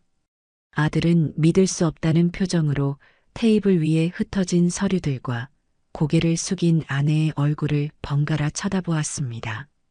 그 눈동자는 심하게 흔들리고 있었어요. 지난 며칠간 아내의 눈물과 거짓말에 속아 저를 원망하고 저와 아내 사이에서 얼마나 큰 갈등과 고뇌의 시간을 보냈을까요? 그 모든 혼란의 조각들이 이제야 하나의 끔찍한 진실로 맞춰지고 있는 순간이었습니다. 미연아, 아들이 잠에서 덜 깬 사람처럼 희미한 목소리로 아내의 이름을 불렀습니다. 이거 다 사실이야? 너 나한테 빚이 있다고 한 번도 말한 적 없잖아. 주식은 그냥 소액으로 재미삼아 하는 거라고 했잖아. 이게 다 정말이냐고 내가 묻고 있잖아. 아들의 목소리가 점점 커지며 끝내는 절규에 가까운 외침으로 변했습니다. 하지만 며느리는 아무런 대답도 하지 않았습니다. 그저 어깨를 잘게 떨며 소리 없이 눈물만 뚝뚝 흘릴 뿐이었어요. 그 눈물이 악어의 눈물이라는 것을 이제 이곳에 있는 모든 사람들이 알고 있었습니다. 아들은 결국 무너져 내렸습니다. 어떻게 나한테 이럴 수가 있어? 하는 말을 중얼거리며 소파에 주저앉아 두 손에 얼굴을 묻었습니다. 아들의 넓은 등이 가늘게 떨리고 있었어요. 제 아들이 울고 있었습니다. 자신의 아내에게 처절하게 배신당한 한 남자가 자신의 사랑과 믿음이 산산조각 난 절망감에 소리 죽여 울고 있었습니다. 그 모습을 보는 제 가슴은 갈기갈기 찢어지는 듯 아팠습니다. 하지만 저는 다가가서 아들을 안아주거나 위로하지 않았습니다. 지금은 제 아들이 스스로의 힘으로 이 고통을 마주하고 현실을 직시해야만 하는 시간이었습니다. 바로 그때였습니다. 궁지에 몰려 어쩔 줄 몰라 하던 사돈 어른이 갑자기 벌떡 일어나 테이블을 주먹으로 내리쳤습니다. 지금 이게 무슨 짓들이야? 사람 하나를 이렇게 매장시켜도 되는 거냐고. 저는 어이가 없어서 사돈 어른을 쳐다보았습니다. 매장이라니요. 잘못을 저지른 사람은 자신의 딸인데 어째서 저에게 화를 내는 것인지 이해할 수가 없었습니다. 사장님, 지금 제정신이십니까? 잘못을 한 것은 따님입니다. 저는 그저 진실을 밝혔을 뿐이고요. 진실? 이게 무슨 진실이야? 그래, 우리 딸이 빚 좀 졌다. 주식 투자하다 돈 좀 잃었다. 그게 뭐 그렇게 죽을 죄야? 젊은 나이에 그럴 수도 있는 거지. 그럴 수도 있는 일이요? 남편 몰래 1억이 넘는 빚을 지고 시어머니가 사준 예물까지 팔아치우는 게 그럴 수도 있는 일이라는 말씀이십니까? 제 반문에 사돈 어른은 잠시 말문이 막히는 듯 하더니 더욱 기가 막힌 논리를 펼치기 시작했습니다. 아니, 결혼했으면 부부는 일심동체 아니야. 마누라가 빚이 있으면 남편이 갚아줄 수도 있는 거지. 그걸 가지고 이렇게 사람을 망신을 줘? 사내가 되어서 그것도 못 해주나? 이서방, 자네는 어떻게 생각하나? 자네 마누라가 저렇게 힘들어하는데 남편이라는 놈이 가만히 앉아서 울기만 할 건가? 사돈 어른은 이제 화살을 제 아들에게로 돌렸습니다. 우는 아들의 등을 거칠게 떠밀며 남자답지 못하다고 윽박지르기 시작했어요. 그야말로 적반하장이었습니다. 잘못을 뉘우치고 사과를 하기는커녕 오히려 피해자인 제 아들을 가해자로 몰아가고 있었습니다. 옆에 있던 사부인도 거들고 나섰습니다. 언제 뒷목을 잡았냐는 듯 그녀는 눈물을 닦아내며 앙칼진 목소리로 소리쳤습니다. 맞아요. 우리 미연이가 오죽했으면 그랬겠어요. 다 당신 아들이 벌어다 주는 돈이 시원치 않으니까 돈 좀 불려보려고 그랬던 거 아니겠어요. 그리고 시어머니라는 분은 며느리가 힘들 때 다독여줄 생각은 안 하고 이렇게 첩자까지 사서 뒷조사를 해요? 정말 무서운 분이시네, 사부인. 저는 그들의 뻔뻔함에 헛웃음이 나왔습니다. 아, 이런 부모 밑에서 자랐으니 저런 딸이 나오는 것이구나. 잘못을 인정하고 책임지는 법을 배우지 못하고 어떻게든 남 탓을 하고 빠져나갈 궁리만 하는 사람들. 더 이상 이들과는 단 한마디의 말도 섞고 싶지 않았습니다. 이 집안과는 상종할 가치조차 없다는 것을 깨달았습니다. 저는 조용히 자리에서 일어났습니다. 제 행동에 시끄럽게 소리치던 사돈 부부의 시선이 저에게로 향했습니다. 저는 그들을 한심하다는 듯이 한번 훑어본 뒤 여전히 울고 있는 제 아들에게로 시선을 옮겼습니다. 진성아. 제 부름에 아들이 천천히 고개를 들었습니다. 눈물로 엉망이 된 얼굴이 제 가슴을 아프게 찔렀습니다. 이제 네 눈으로 똑똑히 봤고 네 귀로 똑똑히 들었을 것이다. 저 사람들이 어떤 사람들인지 그리고 네가 아내로 맞은 여자가 어떤 여자인지. 나는 더 이상 아무 말도 하지 않겠다. 저는 잠시 말을 멈추고 숨을 골랐습니다. 그리고는 제 아들에게 그리고 그 자리에 있는 모두에게 들리도록 마지막 말을 남겼습니다. 선택은 여전히 네 몫이다. 네 인생이니까. 그 말을 끝으로 저는 사돈 부부에게는 눈길조차 주지 않고 며느리는 벌레 보듯 한번 쳐다본 뒤 몸을 돌려 현관으로 향했습니다. 잠깐만요, 사부인. 이렇게 그냥 가시면 어떡해요. 사부인이 다급하게 저를 붙잡으려 했지만 저는 돌아보지 않았습니다. 오늘부로 우리는 아무 사이도 아닙니다. 그러니 더 이상 저를 그렇게 부르지 마십시오. 당신들의 그 금쪽 같은 따님, 잘 데리고 돌아가세요. 저는 현관문을 열고 밖으로 나왔습니다. 문을 닫기 전 저는 마지막으로 집안을 보았습니다. 사돈 부부는 어쩔 줄 몰라 하며 발을 동동 구르고 있었고 며느리는 이제 대성통곡을 하고 있었습니다. 그리고 제 아들은 텅 빈 눈으로 허공을 응시하고 있었죠. 저는 조용히 문을 닫았습니다. 이제 저 시끄럽고 추악한 연극은 막을 내렸습니다. 아들이 어떤 선택을 하든 저는 그 선택을 존중할 것입니다. 하지만 저는 알고 있었습니다. 제 아들은 결코 어리석은 선택을 하지 않을 것이라는 것을요. 저는 그 어느 때보다 가벼운 발걸음으로 제 아들의 집을 나섰습니다.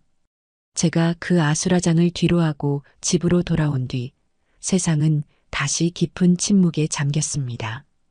폭풍우가 핥히고 지나간 자리에 남은 고요함은 평화로운 안식이 아니라 모든 것이 파괴된 뒤의 처참한 정적과도 같았죠. 저는 그날 밤 뜬 눈으로 밤을 새웠습니다. 아들이 어떤 선택을 할지 궁금해서가 아니었어요. 아들이 어떤 선택을 하든 그 과정에서 겪어야 할 상처와 고통이 너무나 눈에 선해 어미로서 차마 잠을 이룰 수가 없었던 겁니다. 다음 날 오후가 되어서야 아들에게서 전화가 왔습니다. 수화기 너머로 들려오는 아들의 목소리는 모든 것을 체념한 사람처럼 낮고 메마르게 가라앉아 있었습니다. 엄마, 나 오늘 저녁에 엄마 집에 가도 돼? 그래. 와라. 맛있는 저녁 해놓고 기다리고 있을게. 저는 아무것도 묻지 않았습니다. 그저 따뜻한 저녁 한 끼를 차려놓고 지칠 대로 지친 내 아들이 돌아와 쉴 곳을 마련해 주는 것, 그것이 지금 제가 할 수 있는 유일한 일이었습니다. 저는 시장으로 가 아들이 어릴 적부터 좋아했던 소고기 뭇국이며 고등어 조림에 들어갈 싱싱한 재료들을 사왔습니다. 화려한 갈비찜이 아니었어요. 지금 아들에게 필요한 것은 기교를 부린 특별한 음식이 아니라 어릴 적 어머니의 손맛이 담긴 소박하고 따뜻한 위로라는 것을 알고 있었기 때문입니다. 저녁 무렵 아들이 집으로 들어섰습니다.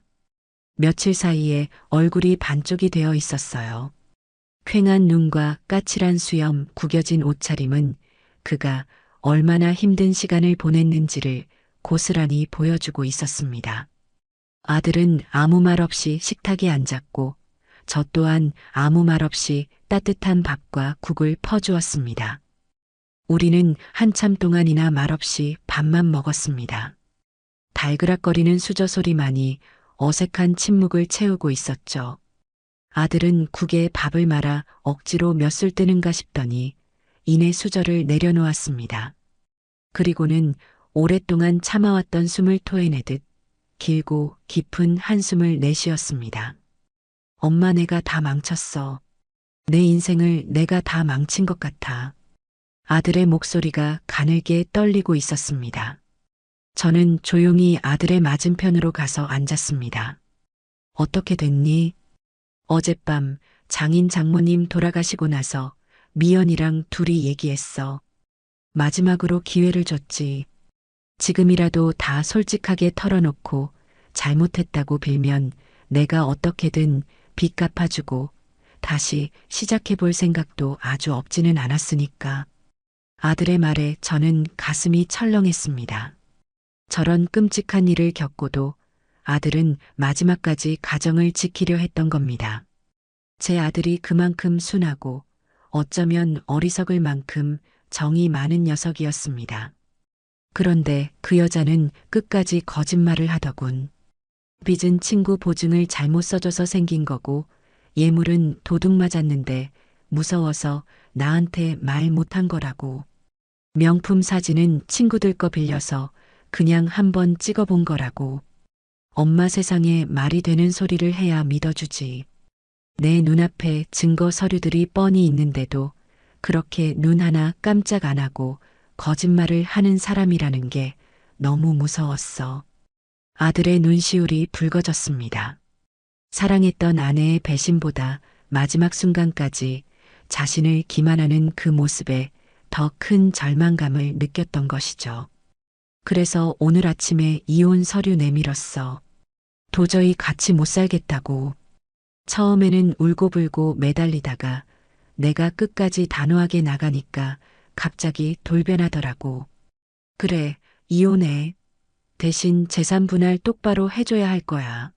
이 집도 당신 재산도 절반은 내 거니까. 하고 소리치는데 정이 뚝 떨어지다 못해 온몸에 소름이 돋았어. 저는 아들의 어깨를 조용히 토닥여 주었습니다. 잘했다, 못했다. 그런 말을 할 필요가 없었어요. 아들은 이미 스스로 가장 힘든 결정을 내리고 온 참이었습니다. 그날부터 아들은 저희 집에서 함께 지내기 시작했습니다. 이혼 절차는 생각보다 신속하게 진행되었습니다. 며느리 아니, 이제는 그저 신미연이라고 불러야 할 그 여자가 유책 배우자임이 명백했고 제가 모아둔 증거 자료들이 결정적인 역할을 했기 때문이었죠. 그 여자는 마지막까지 재산 분할을 요구하며 버텼지만 변호사는 어림도 없는 소리라며 일축했습니다. 오히려 남편의 재산을 축낸 것에 대한 책임을 물을 수도 있다는 말에 결국에는 아무것도 받지 못하고 도장 찍는 것에 동의했다고 합니다. 아들이 신혼집의 짐을 정리하던 날 저도 함께 따라 나섰습니다. 한때는 제 아들의 행복한 보금자리였던 그곳은 이제 텅 비고 차가운 공간이 되어 있었습니다. 아들은 자신의 옷가지와 책 몇 권만을 챙겼습니다. 나머지 가구와 살림살이는 모두 그 여자에게 처분하라고 주기로 했어요. 단 한 조각의 미련도 남기고 싶지 않다는 뜻이었습니다. 짐을 챙겨 나오던 길에 아들이 현관문 앞에 멈춰 섰습니다. 그리고는 한참 동안이나 문을 바라보더니 저를 돌아보며 말했습니다. 엄마, 미안해. 뭐가 미안하냐?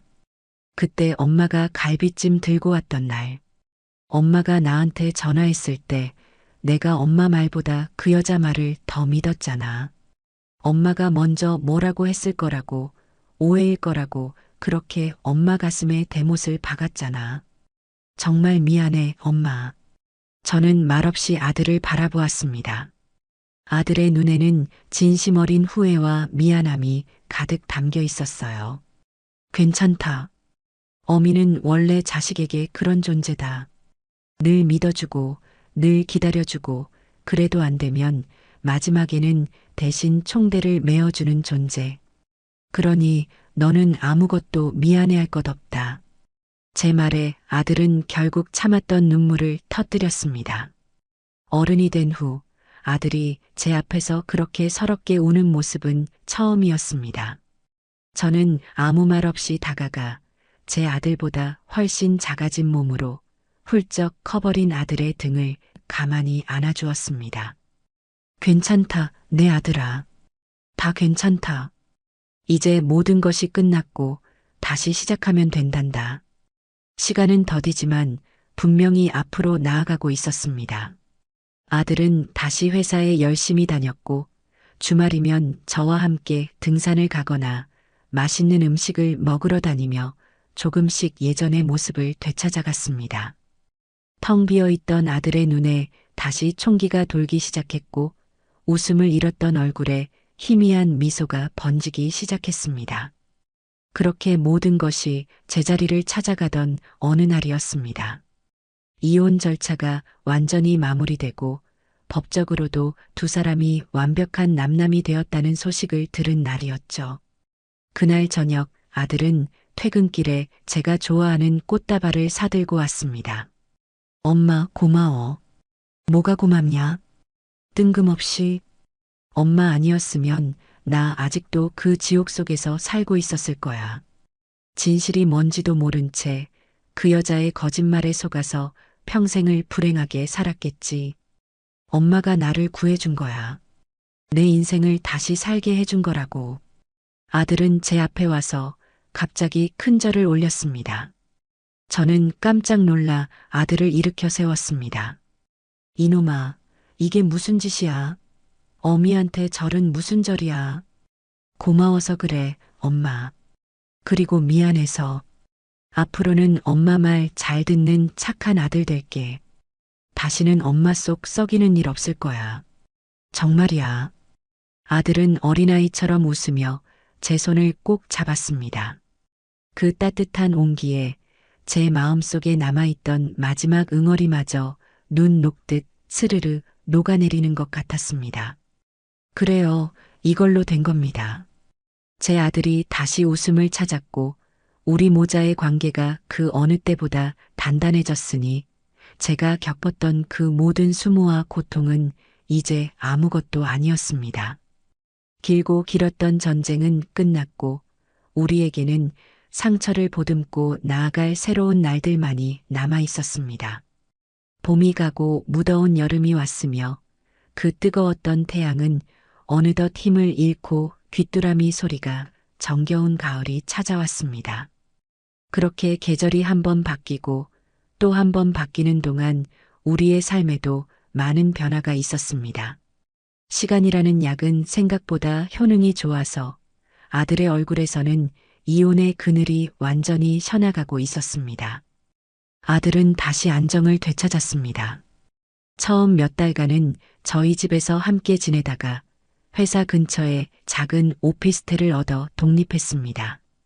이제는 혼자만의 시간에 익숙해져야 한다면서요.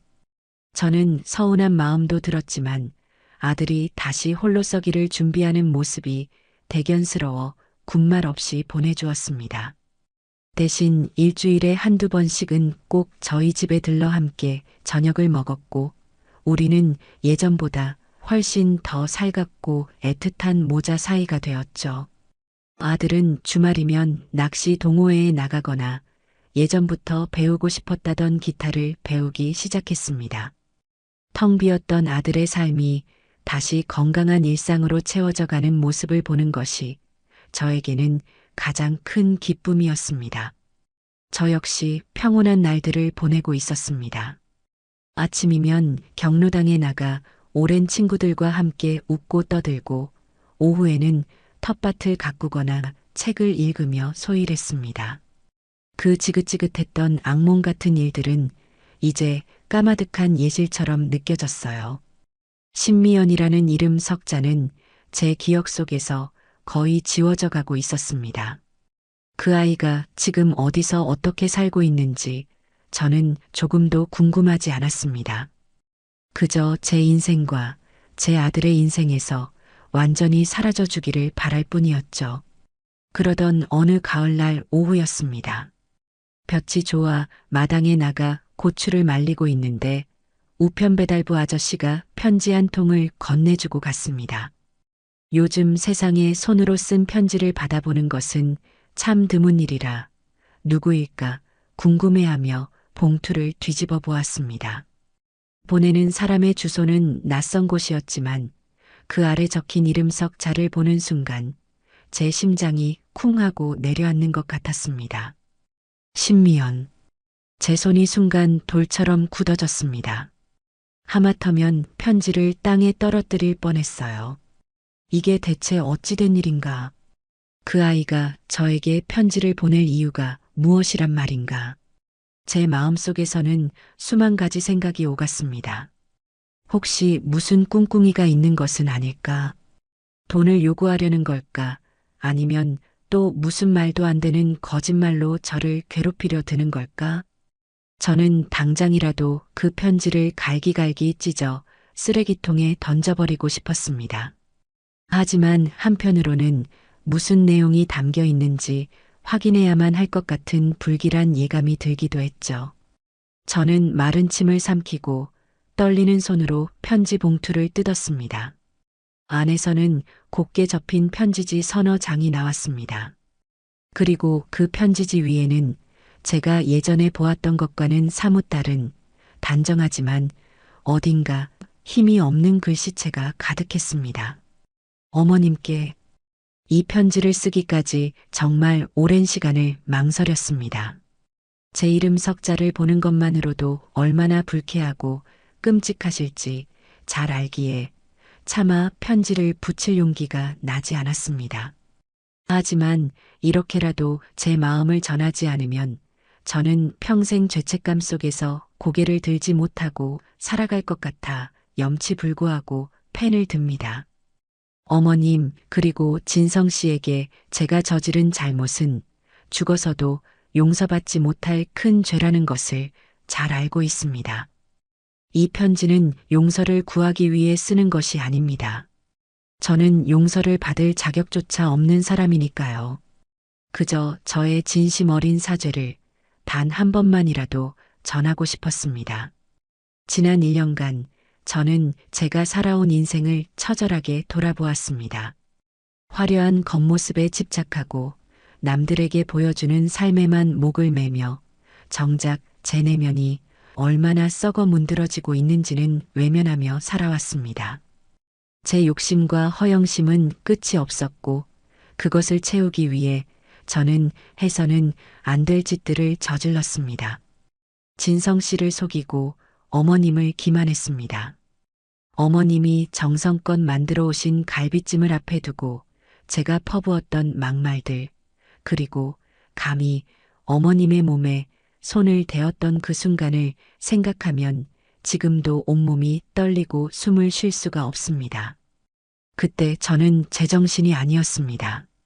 빚 독촉과 주식 실패로 인한 스트레스에 짓눌려 이성을 잃고 미쳐 날뛰는 짐승과도 같았습니다.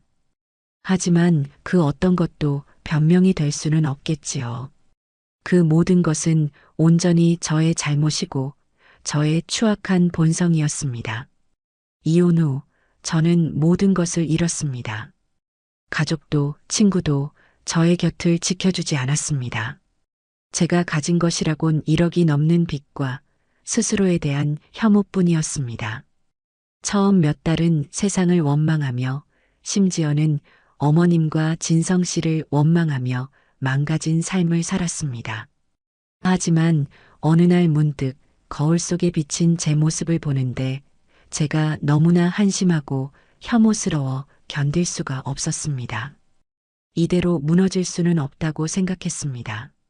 제가 저지른 잘못을 제 손으로 책임져야만 한다고 결심했습니다. 저는 그날 이후 닥치는 대로 일을 시작했습니다. 낮에는 식당 주방에서 설거지를 하고 밤에는 편의점에서 아르바이트를 합니다. 예전에 입던 화려한 옷과 가방은 모두 팔아서 빚의 일부를 갚았고 지금은 월세 20만 원짜리 작은 고시원 방에서 지내고 있습니다. 하루하루 몸은 고되고 힘들지만 땀 흘려번 돈으로 빚을 갚아나갈 때마다 제가 조금씩 다시 사람이 되어가는 것을 느낍니다. 아직 갚아야 할 돈이 태산같이 남았지만 저는 도망치지 않을 겁니다. 10년이 걸리든 20년이 걸리든 제 힘으로 모든 빚을 다 갚고 새롭게 시작하고 싶습니다. 어머님, 저는 어머님께 평생을 속죄하며 살아갈 것입니다. 부디 건강하게 오래오래 사셨으면 좋겠습니다. 그리고 진성 씨가 좋은 사람 만나 저 때문에 받으셨던 상처 모두 잊고 행복하게 살았으면 좋겠습니다. 마지막으로 한 가지 염치 없는 부탁이 있다는 것을 압니다. 거절하셔도 저는 아무런 원망도 하지 않겠습니다. 그저 딱 한 번만이라도 괜찮으니 어머님을 직접 뵙고 무릎 꿇고 제 잘못을 빌게 해주실 수는 없을까요? 평생의 소원입니다. 안녕히 계십시오. 죄인 신미연 올림. 편지를 다 읽고 났을 때 제 뺨 위로 저도 모르는 눈물 한 줄기가 흐르고 있었습니다. 그 아이를 동정해서도 용서해서도 아니었습니다. 한 인간이 나라까지 떨어졌다가 스스로의 힘으로 다시 일어서려는 그 처절한 몸부림이 느껴져 마음이 복잡하고 아려왔기 때문이었습니다.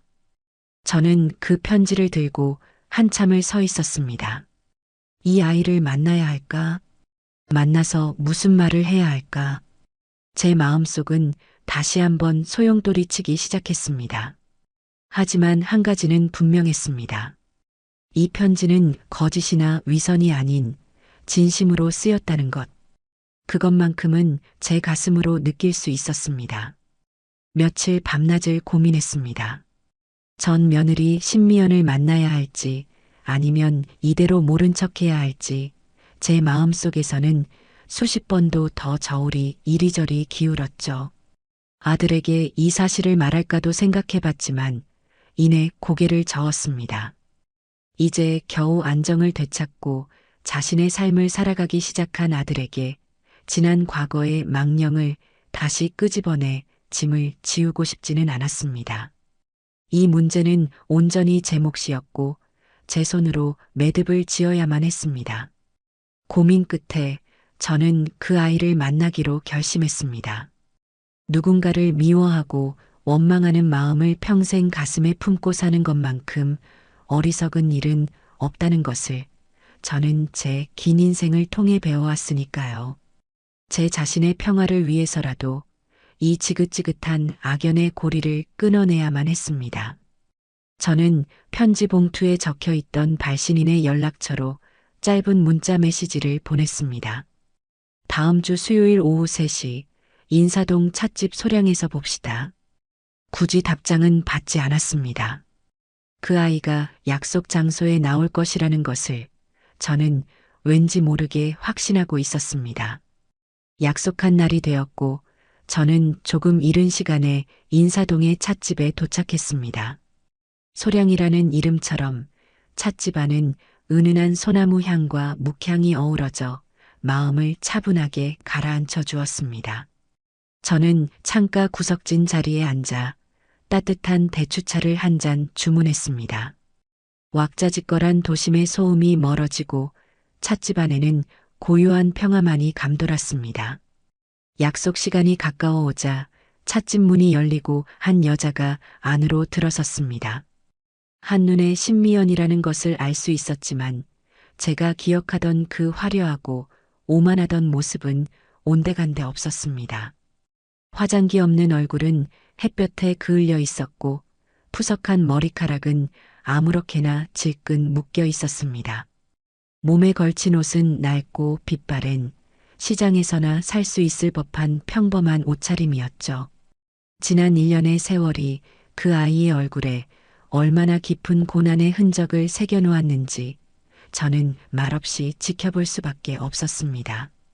미연은 저를 발견하고는 잠시 그 자리에 우뚝 멈춰 섰습니다. 그리고는 이내 결심한 듯 제 앞으로 다가왔어요.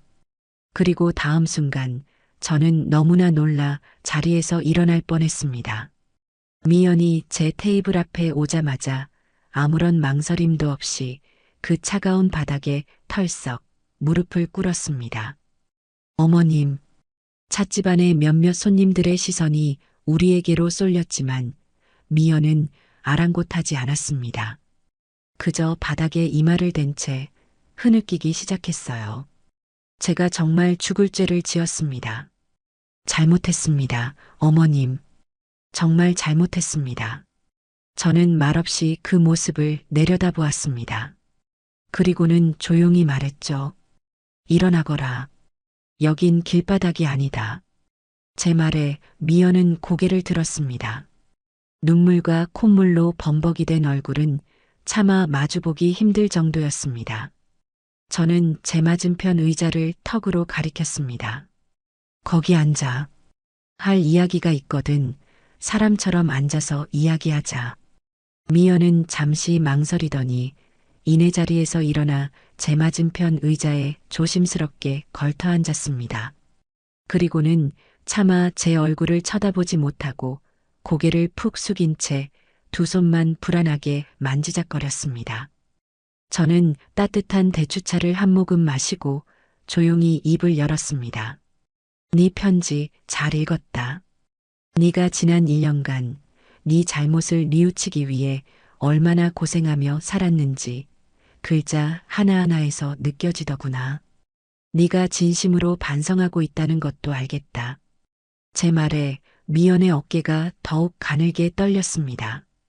그래서 나는 이제 더 이상 너를 원망하지 않기로 했다. 그 순간 미연이 번쩍 고개를 들었습니다.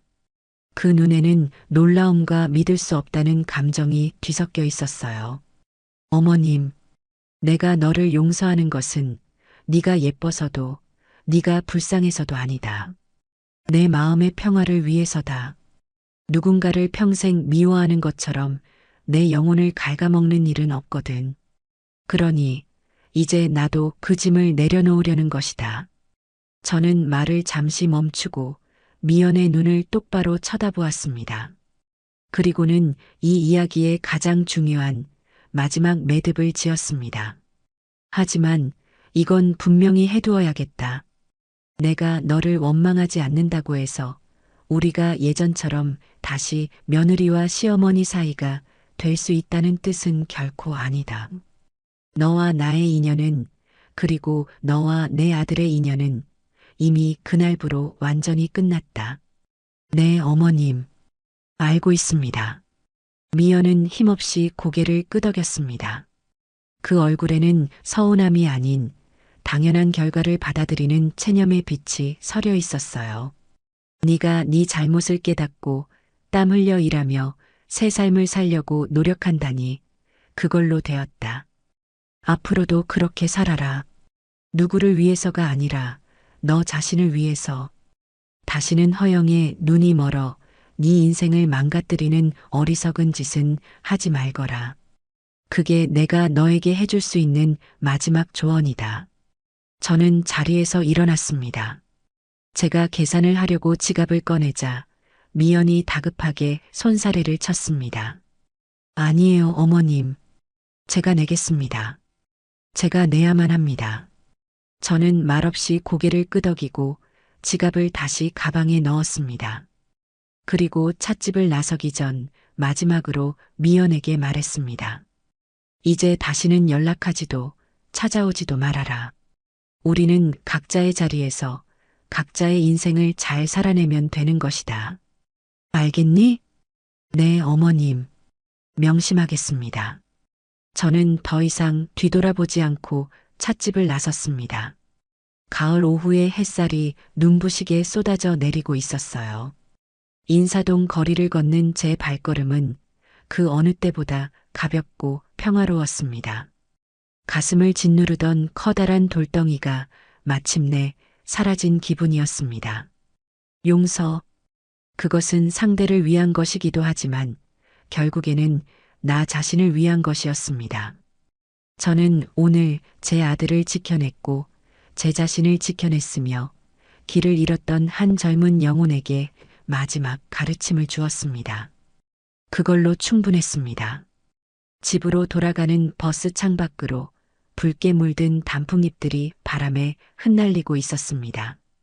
마치 저의 길고 길었던 싸움이 마침내 끝났음을, 그리고 새로운 평화가 시작되었음을 알려주는 축복처럼 느껴졌습니다.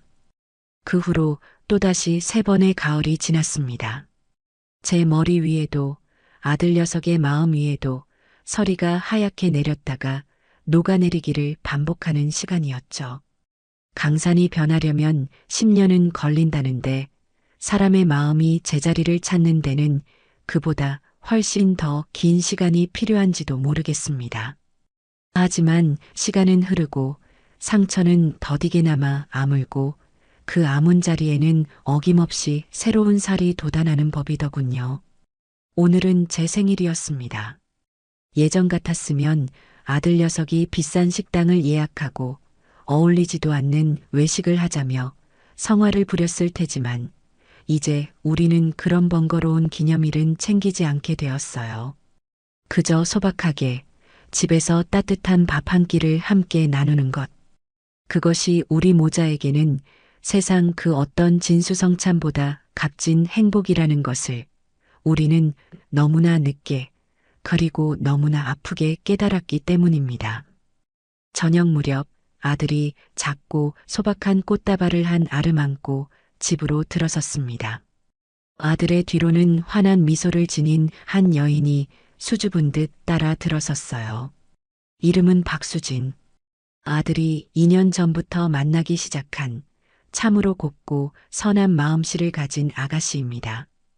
초등학교 선생님이라는 직업처럼 그 아이의 눈에는 아이들을 닮은 순수함과 따뜻함이 늘 담겨 있었죠. 어머니, 생신 축하드려요. 오래오래 건강하셔야 해요. 수진이는 제가 좋아하는 쑥 향이 나는 떡 케이크를 제 앞에 조심스럽게 내려놓으며 말했습니다. 화려한 생크림 케이크보다 제 입맛을 기억하고 챙겨준 그 마음이 어찌나 예쁘고 고맙던지요. 아이고, 뭘 이런 걸 다 사왔어. 그냥 몸만 와도 되는데. 에이, 엄마. 1년에 딱 한 번뿐인 날인데 이 정도는 받으셔야죠. 수진 씨가 엄마 드리려고 아침부터 떡집 몇 군데를 돌아다녔다고요. 아들 녀석이 제 어깨를 주무르며 너스레를 떨었습니다. 그 모습이 어찌나 행복해 보이는지 저도 모르게 입가에 웃음이 번졌습니다. 예전에 그늘지고 위태로워 보이던 모습은 온데간데 없고 이제 제 아들의 얼굴에는 사랑하는 사람 곁에서 느끼는 편안함과 안정감이 가득했습니다. 우리는 셋이서 조촐한 생일상을 차렸습니다. 제가 끓인 미역국과 아들이 좋아하는 잡채, 그리고 수진이가 집에서 묻혀왔다는 맛깔스러운 나물 반찬 몇 가지가 전부였지만 식탁 위에는 그 어느 때보다 풍성한 웃음꽃이 피어났습니다. 수진이는 밥을 먹는 내내 제 밥그릇이 빌새라 반찬을 집어주고 물을 따라주며 살뜰하게 저를 챙겼습니다. 그 모습에서 억지로 잘 보이려는 가식이나 계산적인 행동은 조금도 찾아볼 수 없었어요. 그저 마음에서 우러나오는 진심 어린 존중과 따뜻함이 느껴질 뿐이었습니다. 신미연이라는 아이가 떠오르지 않았다면 거짓말이겠지요. 그 아이의 화려하고 세련된 겉모습과 텅 비어있던 내면을 떠올리니 지금 제 앞에 앉아있는 이 수수하지만 속이 꽉 찬 아가씨가 더욱 보석처럼 귀하게 느껴졌습니다. 식사를 마치고 우리는 거실에 앉아 과일을 먹으며 도란도란 이야기를 나누었습니다. 아들은 회사에서 있었던 재미있는 일들을 이야기했고 수진이는 가르치는 아이들의 엉뚱한 행동들을 흉내내며 우리를 웃게 만들었어요. 저는 그저 소파에 편안히 기대 앉아 두 사람의 행복한 모습을 바라보는 것만으로도 배가 부르고 마음이 꽉 차는 기분이었습니다. 문득 창밖으로 지는 저녁 노을을 바라보는데 몇 년 전 그날의 일이 아스라이 떠올랐습니다. 제 머리채를 잡았던 며느리의 일그러진 얼굴, 증거 앞에서 무너지던 사돈의 뻔뻔한 모습, 그리고 두 손에 얼굴을 묶고 울던 내 아들의 처절한 등. 그 모든 것이 마치 어제 일처럼 생생하게 스쳐 지나갔습니다. 참으로 길고 지독한 싸움이었지요. 하지만 저는 이제 그 누구도 원망하지 않습니다. 그 끔찍했던 시간들이 있었기에 우리는 비로소 진짜 행복이 무엇인지를 깨닫게 되었으니까요. 폭풍우가 지나가야 땅이 더욱 굳어지고 혹독한 겨울을 견뎌내야 비로소 아름다운 봄꽃이 피어나는 법이니까요. 신미연 그 아이도 이제는 어디에선가 자신의 죗값을 모두 치르고 편지에서 다짐했던 것처럼 새로운 인생을 살아가고 있기를 저는 진심으로 빌어주었습니다. 그것이 제가 그 아이에게 베풀 수 있는 마지막 자비이자 제 스스로를 위한 완전한 평화였습니다. 엄마, 무슨 생각 그렇게 하세요?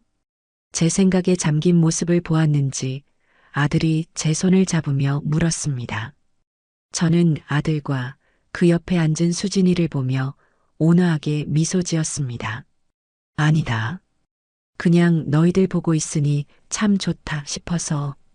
내 아들이 저렇게 환하게 웃는 모습을 다시 보게 되어서 이 늙은 어미는 이제 더 바랄 것이 없구나 그런 생각했다. 제 말에 아들의 눈가가 촉촉해졌습니다. 수진이는 그런 아들의 손을 가만히 잡아주었고요. 그 모습을 보니 이제는 정말 제 아들을 이 아이에게 맡겨도 되겠다는 확신이 들었습니다. 그날 밤 두 사람을 배웅하고 홀로 남은 집안은 더 이상 춥거나 외롭지 않았습니다. 아들이 남기고 간 온기와 수진이의 따뜻한 마음, 그리고 제 가슴 속에 가득 찬 감사함이 텅 빈 공간을 가득 채우고 있었기 때문입니다. 저는 조용히 창가에 서서 밤하늘을 올려다보았습니다. 수많은 별들이 어두운 하늘을 묵묵히 비추고 있었습니다. 우리네 인생도 저 밤하늘과 같다는 생각이 들었어요. 예기치 못한 먹구름이 끼고 거센 비바람이 몰아칠 때도 있지만 그 구름 뒤에는 언제나 변함없이 빛나는 별들이 있다는 것을, 이제 제 인생에 더 이상의 폭풍우는 없을 겁니다. 설령 또다시 시련이 찾아온다 해도 저는 두렵지 않습니다. 제 곁에는 저를 지켜주는 든든한 아들이 있고 우리는 함께 그 어떤 어려움도 헤쳐나갈 수 있을 테니까요. 저는 그렇게 제 인생의 가장 평온하고 충만한 저녁을 맞이하고 있었습니다. 상처가 아문 자리에 마침내 눈부시게 아름다운 꽃이 피어난 것입니다.